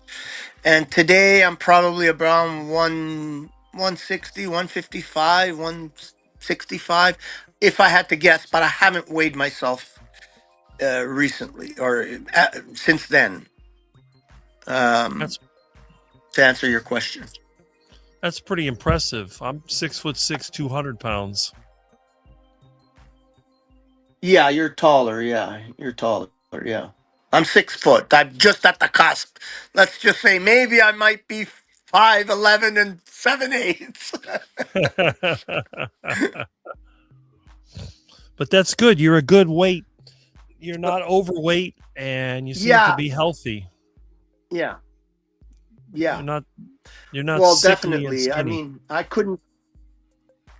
I couldn't wear my old pants today. It'd be like, for a while I kept my old pants when I first, first 6 8 months, until my daughter said, "Dad, you look like you're wearing curtains. Get some new pants." So I had to get new pants and shit. Yeah, and they were tight before, Hmm. like tight. Almost where I couldn't button them. I had to just use my belt to keep them together. I know I've been wearing the same pants since I was in my 20s, the same size. And I had some old pants from when I was in college, and I figured, do they still fit? They still fit fine. You Wow. can go your whole life without ever getting overweight if you eat the carnivore diet. Yes. That's the one thing I even tell because there's people that can't gain weight, right? They're very skinny, and it seems to work the opposite for them. They will gain weight. Like somebody that just never is always having a hard time to gain weight and they go carnivore, they will start to bring their body will come up. And you were like that? I'm still like that. I can't gain weight. Yeah. Oh, I'm the opposite. I'm the opposite. If I eat any crap, man, it'll go right to my belly. Right to my belly. Well, that's the one thing. I don't really I have a just belly. did. It's just kind of flat. Yeah, and mine is now too. I'm pretty flat now, but uh I just did a fast, a 7-day fast. First time I ever did it. Oh, I've been trying to fast for a while, and I could never get past the second day. And then this time, about I don't know, 2 weeks ago, just before I killed the pigs, I said I'm gonna fast because I know when I kill these pigs, I'm gonna be eating like a pig. And so I said, screw it, I'm doing it. And I pushed through that first couple 3 days, and man, I could have went another, I don't know, X amount of days, because once I passed that third day, I felt it was amazing. I had more energy than I could even ask for, that I can use. And I went 7 days only because I promised myself I'm going to do 7 days. And so on the seventh day, I had killed the pigs on the sixth day, and on the seventh day, I made my first sausages. I had to taste them for for the salt level, so I just ate a smack load of sausage meat on the seventh day. But that was not because I wanted to lose weight. I think it's better for your. I think that's how we're supposed to be. Like humans on the savannah or in the Arctic or wherever the hell we were would have had a kill, let's say, and gorge themselves, and then basically just sleep until the meat was gone, and then they would have to fast until they had another kill. You know. And so I think that's probably our best way of eating, where we gorge and fast, but on the right food, obviously meat, right? that's the thing. And I see. Look at this comment. George says I had no off switch with Pringles and Lay's potato chips. They even put on the bag. Bet you can't eat just one. And I think that's pretty Right. obvious what they're trying to do. Yes, exactly. They have to tell you, these people, the people that are pulling the strings, they believe in the idea of, if they tell you what they're doing to you, then they have no karmic retribution. They don't have to pay a price for it because they've told you. So even if they want to, unalive you, as long as they tell you and you do nothing about it, then they're not guilty for unaliving you. Mm-hmm. So they tell you, yeah, that you can't eat just one, of course. Yep. That's Of right. course. But I was the one kid that thought, well, I hate them, so I bet I can eat just one because I can't stand the stupid things. I hate potato chips and corn Huh. chips and all the other Cheetos and all that crap. It looked nasty to me. Cheetos look like orange cat poop to me. They just, none of that stuff seemed appealing. Well, you're yeah, you are one of, I guess, the originals because that was never my situation. I wanted to eat everything that was garbage, not knowing any better. My biggest addiction as a And I kid had the, was meat, any kind of meat. strangely enough, I was that way too. I always loved meat. I remember when we were young, we wouldn't eat steak a lot, but when we did, the whole family would eat steak. I would eat everybody's fat because they Mhm. would cut it off. Oh, you can't eat. Oh, my mother would. Oh, you can't eat all that fat. But this is the part I like. I like Yeah. the fat, right? And then, but slowly, the brainwashing starts to click it. Oh, that's bad for you. Don't eat fat. Oh, that's no good. Don't eat beef. Beef. Oh, it's going to give you heart disease. Oh, it's going to, so slowly, I got brainwashed. Mhm. And so I Yeah, started it's to going to give believe you a it. heart attack. Yeah, it's going to give you a heart attack. And it's funny. I always tell the story that my family history, they came from Italy around the wartime because my grandfather was the first of all the brothers. He had like 8 or 9 brothers, 7, 8, whatever brothers, and sisters, and he didn't want to fight for Mussolini, so he came to Canada, and then eventually brought all his brothers and sisters here. And when he came, he brought his mother and father, and his mother and father died here at 101 or 101 or 102, and like in their hundreds anyway. I don't know exactly. I don't remember exactly what age. And my great grandmother literally smoked cigars from when she was a kid because when she was young she got a job in a cigar factory and she got the habit of smoking cigars. So she came here with seeds in her pocket to grow her own tobacco. She didn't buy cigars. She grew her own tobacco and she made them. But one thing that they did is they ate everything with lard, sausages, prosciutto, capigolo. That was every day. A big hunk of prosciutto, a big hunk of capigolo or sausages with a big piece of cheese and a little piece of bread for lunch, let's say. At night, they might eat some pasta, but not every day. Like people think Italians eat pasta every day. Pasta was a 1 day a week thing, Mhm. right? The rest of the week, it was some type of meat and a little bit of vegetables, on the grill or something like that, or Mhm. made like a stir fry type thing, and that's how they ate, or eggs with a little bit of tomato sauce in the morning,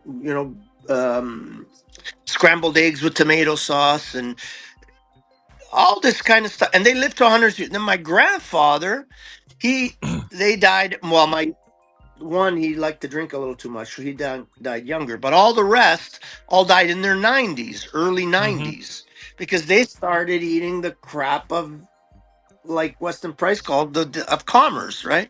They stopped Yep. eating all the lard and all this stuff, and then vegetable oil. Then my father, all the vegetable oils came in, and oh, you can't eat that lard. Throw out the lard, and he died at 86. So you could see the progression of Yep. longevity go down just in my family, That's pretty right? drastic. Just in my family alone. Within 3 generations, I would have probably died at 75 had I not changed. Mhm. Well, now you're 62 Sorry, I and can't feeling see like, this. yeah. Yeah. I mean, sometimes, I'm way back on this chat thing again. It goes pretty fast. When you got somebody like you in there they're interested in, it goes pretty fast. Well, I appreciate it. Yes, that's true. They don't spray glyphosate. It's illegal in Italy. Glyphosate is not allowed. I think there's a couple other. I'm not sure. Portugal has made it illegal as well, or possibly Spain, or I think Well, there's the great more than thing one about country in Europe. with animal agriculture, glyphosate is completely unnecessary. It doesn't do anything. Right. If you're going to be raising Right. cattle or sheep or pigs or whatever, it's not even needed. It's a detriment. Right. You know, the only thing that they have is like along the fences. A lot of the farmers, they would spray along the fences to kill the weeds, but it's better if you do it. I mean, you could use a weed eater, but if you have a bigger place, you just put a mower on the front of the Bobcat and then get up around it, and you can mow all that down pretty easily. Well, now, did you see there's people that have literal whole businesses where they have herds of goats, and they take them on trailers, and somebody wants like an area cleaned up. They bring 50 or 60 or 100 goats, and they put an electric wire around the area that they want, and they just put the goats on, and the goats turn it into like a garden. They clean it perfectly, and so that option, you have land that you want to keep something clean. Yeah, they have rent-a-goat services I've seen, and they put up a temporary fence and drop the goats off. Right. Yeah. I mean, and it's pretty easy. You could train any animal to respect an electric fence, even just one wire. That's my cows. Right now, I sold my cows because I'm trying to actually sell this place. But you could train any animal to just stay in an area with just one wire electric fence, and once they're trained, they'll go out of it. They'll respect it, even if it's off. They'll respect it, unless they have no food. When they get to a point where they don't have enough food in that area, that's when they'll pressure the fence and try to get out. But if they're not going to, it's very easy to control them in an area and eliminate all the weeds, all the shrubs. They'll take it down to nothing. Goats are not grazers; they're browsers. So they eat. The other thing about animals is animals don't just mulch; they compost as they work. That's right. Right. I mean, in the natives, they used to burn down entire forests for the buffalo. Right. They would literally burn down tens of thousands of acres so that it would open it up for grass. The buffalo had grazing. And now it's like, no, the grass is more important than trees. You know, another thing people don't know is that prior to the extinction of like the mastodons and the mammoths, they were all over North America, and what they ate was spruce and pine. So people don't realize that these forests were managed by mastodons, and they would come completely decimate the spruce forest, leave it behind. Behind them would come all the grazers, the buffalo, the deer, the elk. It would come behind the mastodon, decimate the forest, eat it all down to grass behind, and then that would be grass for other animals, birds, rabbits, everything. Those animals are gone. So, and now people are just growing more and more trees. Let's forest everything. Nothing grows under a forest.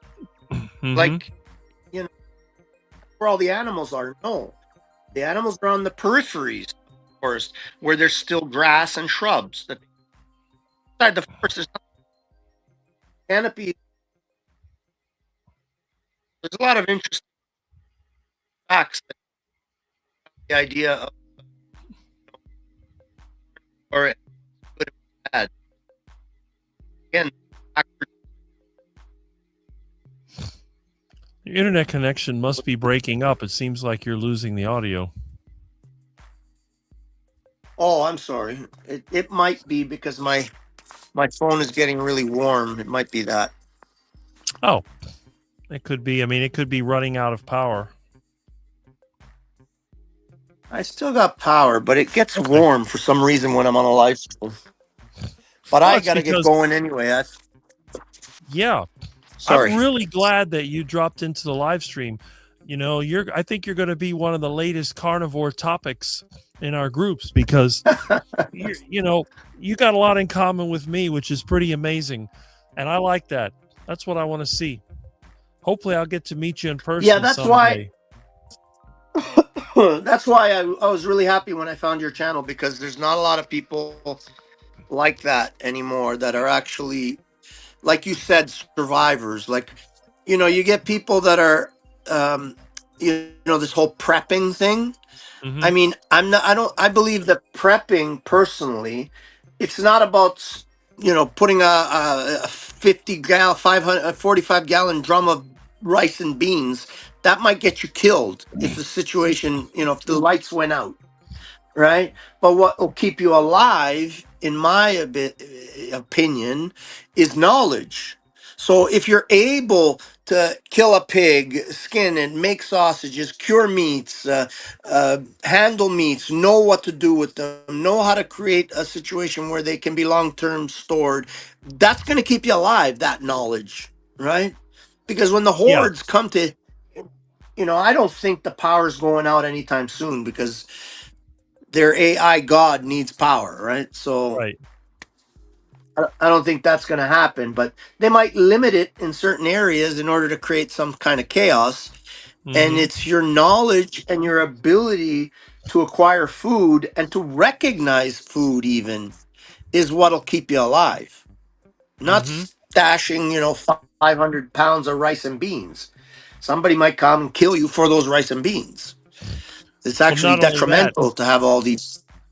rice and beans are a low quality survival food and they can go bad very quickly. I know several people that have Right. tried to store large amounts of food, and then when they open it up, it's all turned to basically mold.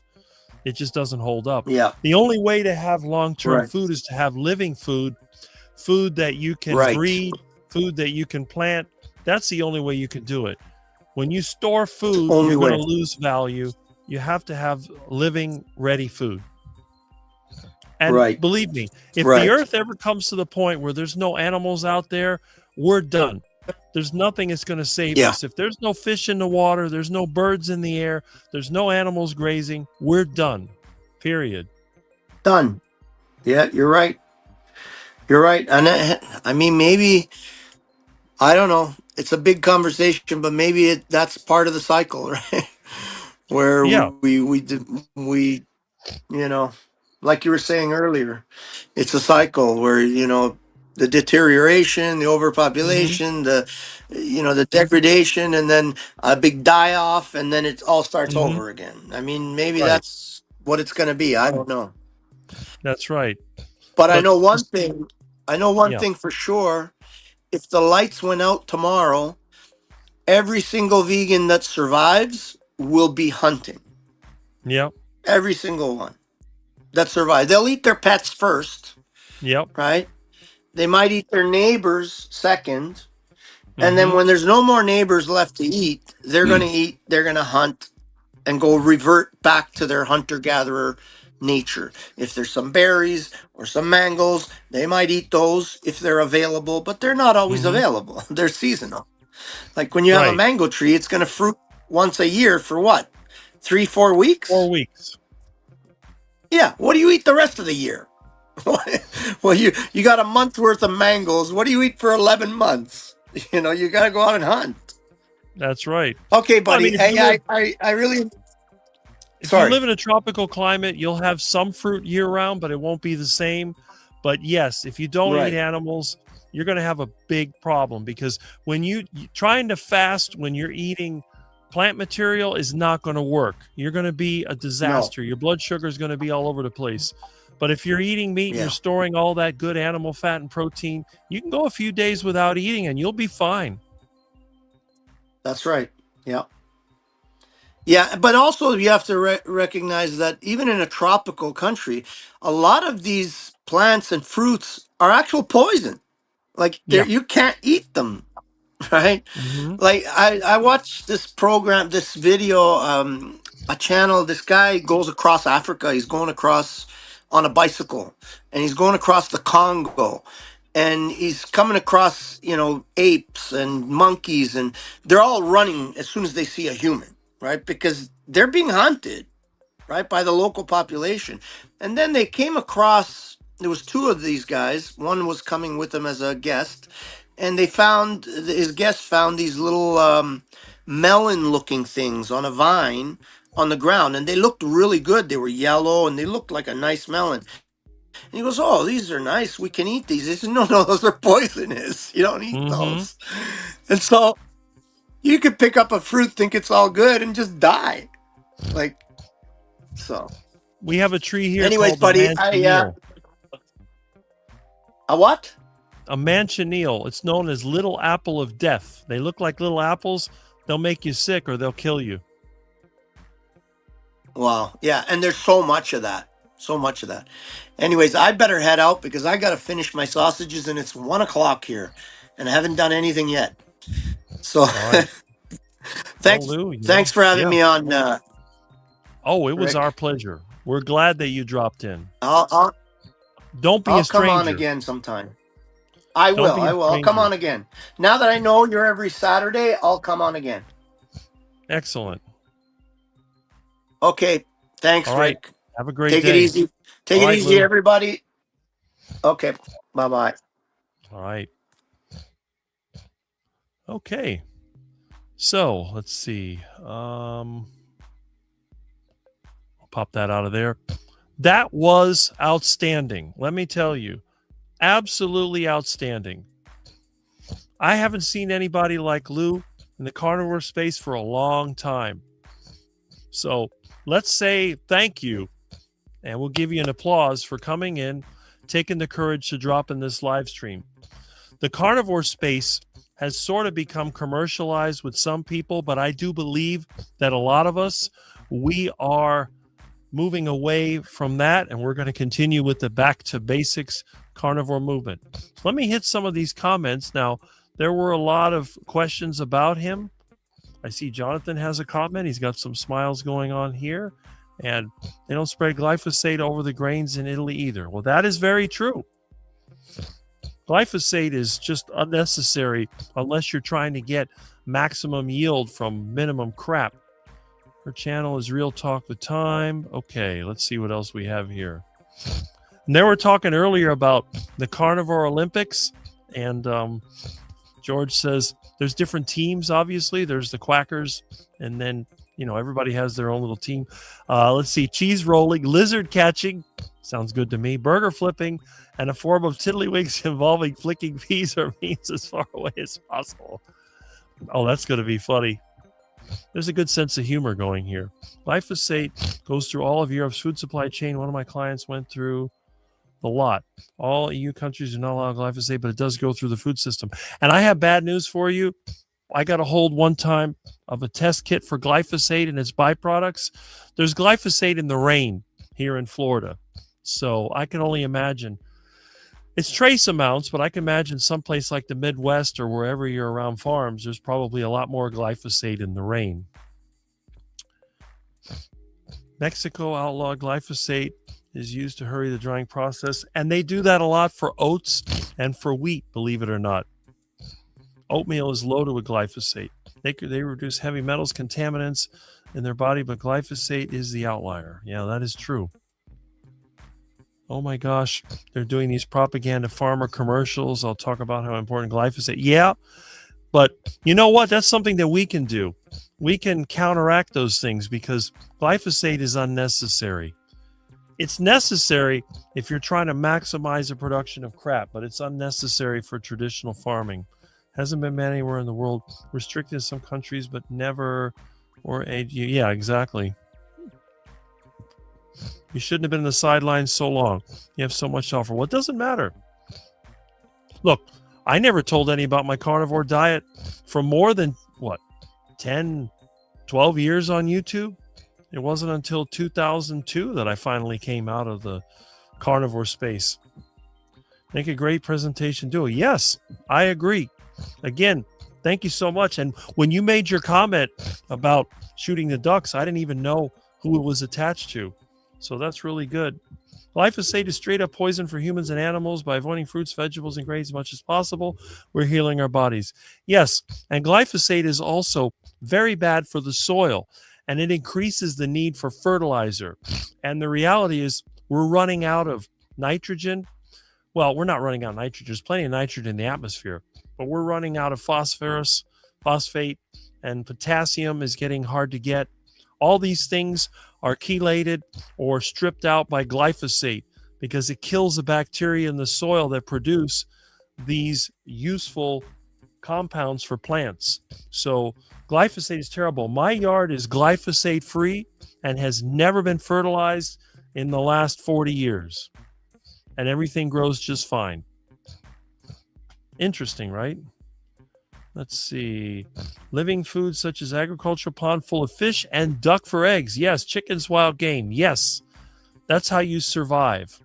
Vegans won't survive in situations their brains have suffered too much before then. I agree with that.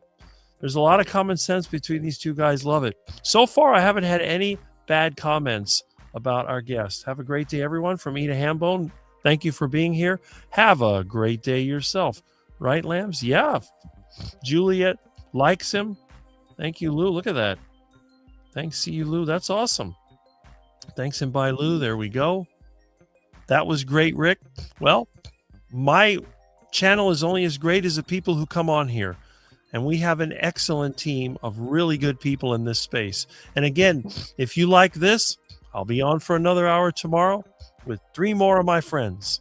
So you're going to see me again. You can't get rid of me. I'm kind of hard to get rid of. I'm like the duck that always shows up when the duck food is available. Consider using my StreamYard for your Saturday live so you can have a great guest like Lou too. It won't stream to my channel. I can just give you a password.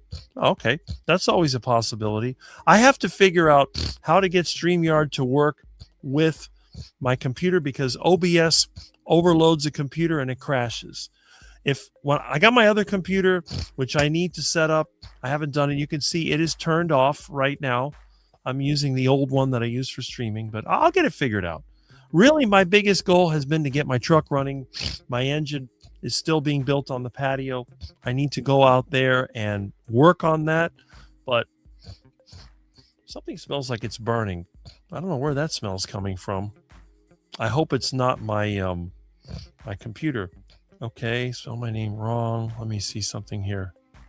Give me about a minute. I'm going to see where that smell is coming from.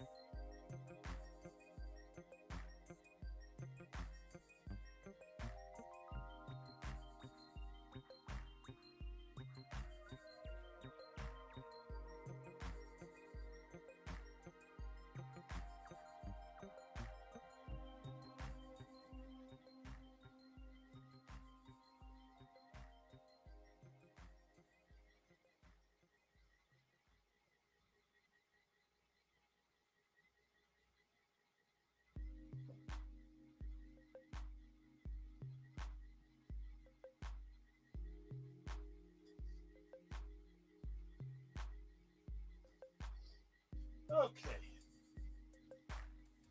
Well, that's good. That's not my place. It's the neighbors. They're having a barbecue. Looks like they got the grill fired up. Maybe they'll switch to carnivore. Who knows? All right, let's see. Where's a better place because of you? Oh, there we go. I hear that the crops now won't grow without glyphosate. Well, that's kind of true. And you know, that's one of the videos I want to make. Oh, glyphosate is neutralized by chlorine dioxide. Really?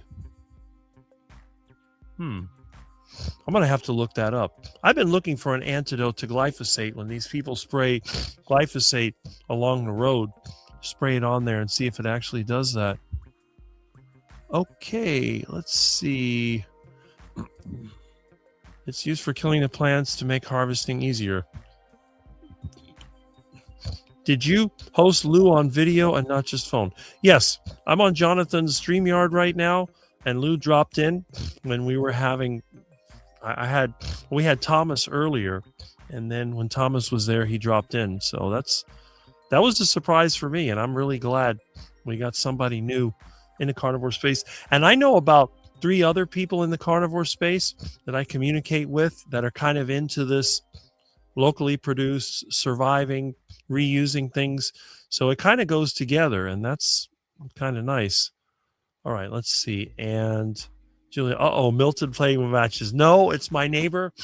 This house has so many holes in it that the barbecue smell, I guess, is seeping through the windows or maybe through the cracks in the ceiling. And I smelled something burning because they do their barbecue with lighter fluid, which I don't. When I have a barbecue, you've seen the way I do a barbecue. I just throw dry wood, leaves, and everything into a pile, light it up. Sometimes I even do it traditionally. What I'll do, I'll get, the wood and do this back and forth until it gets hot, and I put a little bit of mulch in there and then blow on it. I do that as kind of a show when I'm at my friend's house. But at my house, I just light it up with the lighter. Another trick is to get a battery and some steel wool. Put the steel wool, wrap it with a piece of paper, touch it with a 9-volt battery, and you get instant fire. And if you have a car, that's the easiest because you can just connect to your car battery, and you can either use steel wool or you can just use wire. If you got some steel wire that's laying around, you just get some of that wire. You get the jumper cables off the battery. You get a piece of steel wire.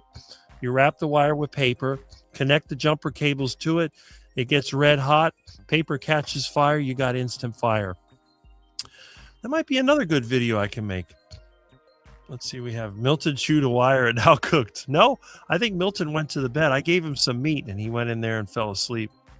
Rick is his own smoke alarm. Well, there you go. I do actually have a smoke detector, but that thing is really loud and it'll go crazy. Rick yells and then runs back and saying, I got to go. No, I was nothing. Everything's good. Invite yourself to the neighbors. Well, there you go. Sometimes they invite me to their barbecue, but we have had a lot of great comments and they keep coming in. Let me see how many people I have. I know it finally streamed to my live stream. Let's see. I can see here it's still showing the old.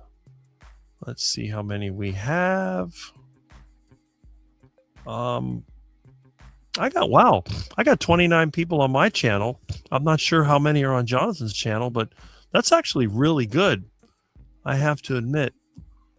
Impressive. So anyway, let's see.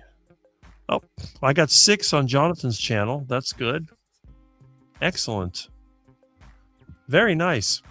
So let me go back here and see if there's anybody else that's got the courage to go online. Otherwise, what I'll probably do is wrap this up and then work on my engine some more. And hopefully, maybe the next day or two, I'll definitely get the truck running. I'd be glad to get that back on the road. That'd be nice. Sandy Blythe says there's 29. That's not too bad. I mean, it's already 1:30. Now, I don't know. I know sometimes Jerry will have a live. Let me double check, see who's live I'm interfering with. Let's see. Okay. Where did that go? It's here somewhere. Yeah. Well, she's got one now. Let me see. She started 23 minutes ago. So I know she has one at 1 o'clock.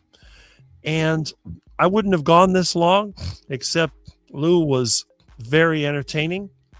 So I was very happy to listen. I didn't say much because for once, I didn't have to talk about anything. I just sat back and let him do the talking. Because again, when you have a lot of good information, it's easy to take it all in. All right. So let me double check the comments and I guess we can begin to wrap this up. That'll be awesome. Let me see here. Okay. Comments. There we go. Let's see. Jerry went live at 1. Yes, that is correct. Okay. And Juliet is still here. Isn't that so nice when your guest runs the show, talks? I love that. Yes, I think that's why a lot of people had called me to be on their show because they know that I'm a big talker. I have a lot to talk about. And whether it's old cars or ducks or strawberry poop gas, there's always something to talk about. And Rick does that for me. I can just sit back and listen when he's on my live. That is correct. And I will be on your live again tomorrow, as everyone knows. And I think that's the only one. Excuse me. Oh, excuse me. I'm scheduled for, because this Tuesday I won't be on Russ's, but I'll stop in. I usually hit the little Zoom calls that they have on the Kilts KMT. I think it's Monday, Tuesday, and Thursday. I'll drop in there and do that. So that's kind of a nice little thing to look forward to. But let's see. Yeah, that's all right. That looks like it.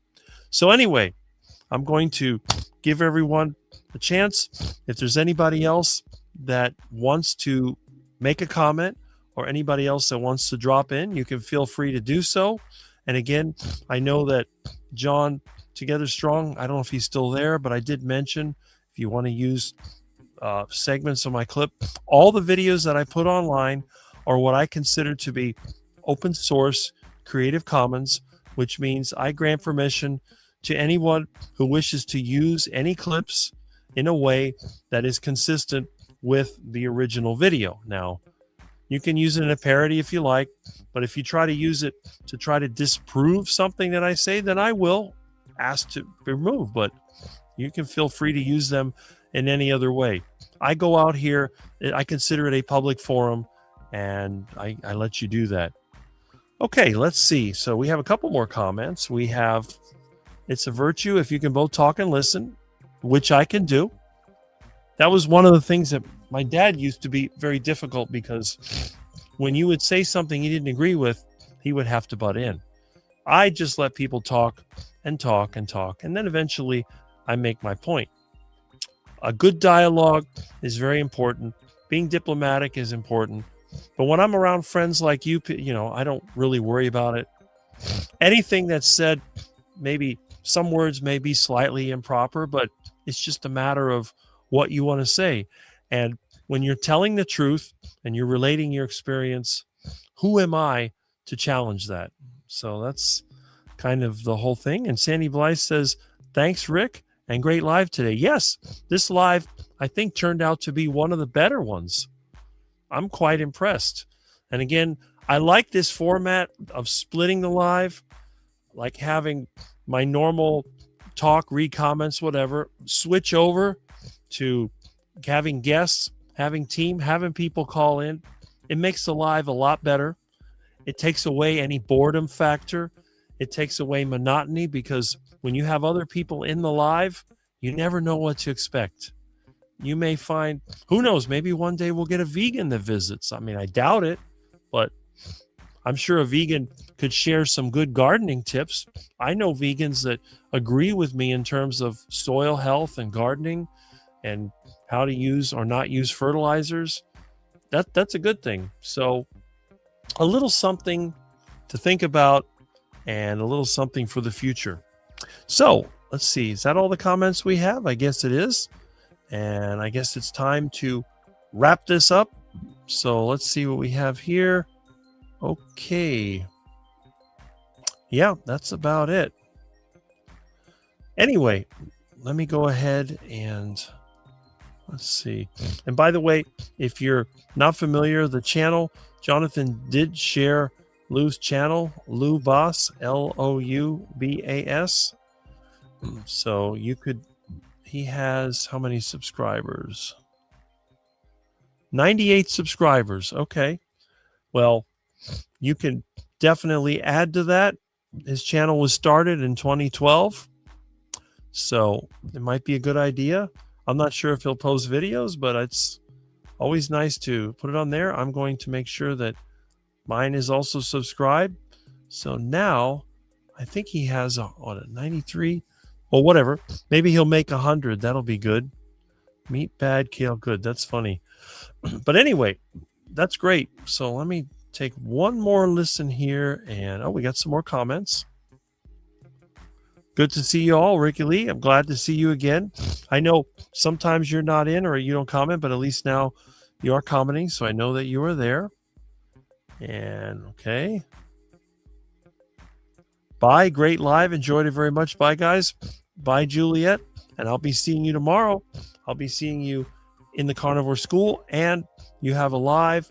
Although I may have to kind of jump around. I'm going to try to catch the Butter Bob live. That's going to be at 7 or whatever it is. So that might be another one I'm going to check out. Great live, Rick. Have a great day, everyone. Well, thank you, Lambs. I really appreciate that. And it's about 1:30. So let's shut off the live.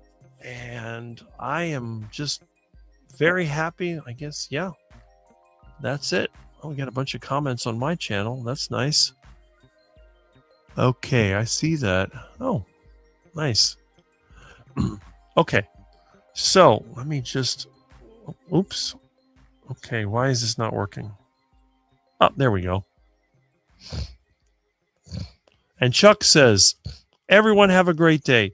You too, Chuck. I'm glad that you were here. I guess you were here listening most, if not the whole time. So that's awesome. And again, my live streams would be nothing if it wasn't for you, the viewers, the people who participate in the live stream. And I look forward to getting to know more and more of you as time goes on. I've had the pleasure of meeting some of you in person. I'm sure I'll be meeting more of you in person. When I'm able to travel, I may even meet more in person. So, and with me, what you see is what you get. You're not going to get anything different than what you've seen in these videos. So, have a great day. I'm going to end the stream, and I'll catch you tomorrow. Build muscle and lose fat on the carnivore diet.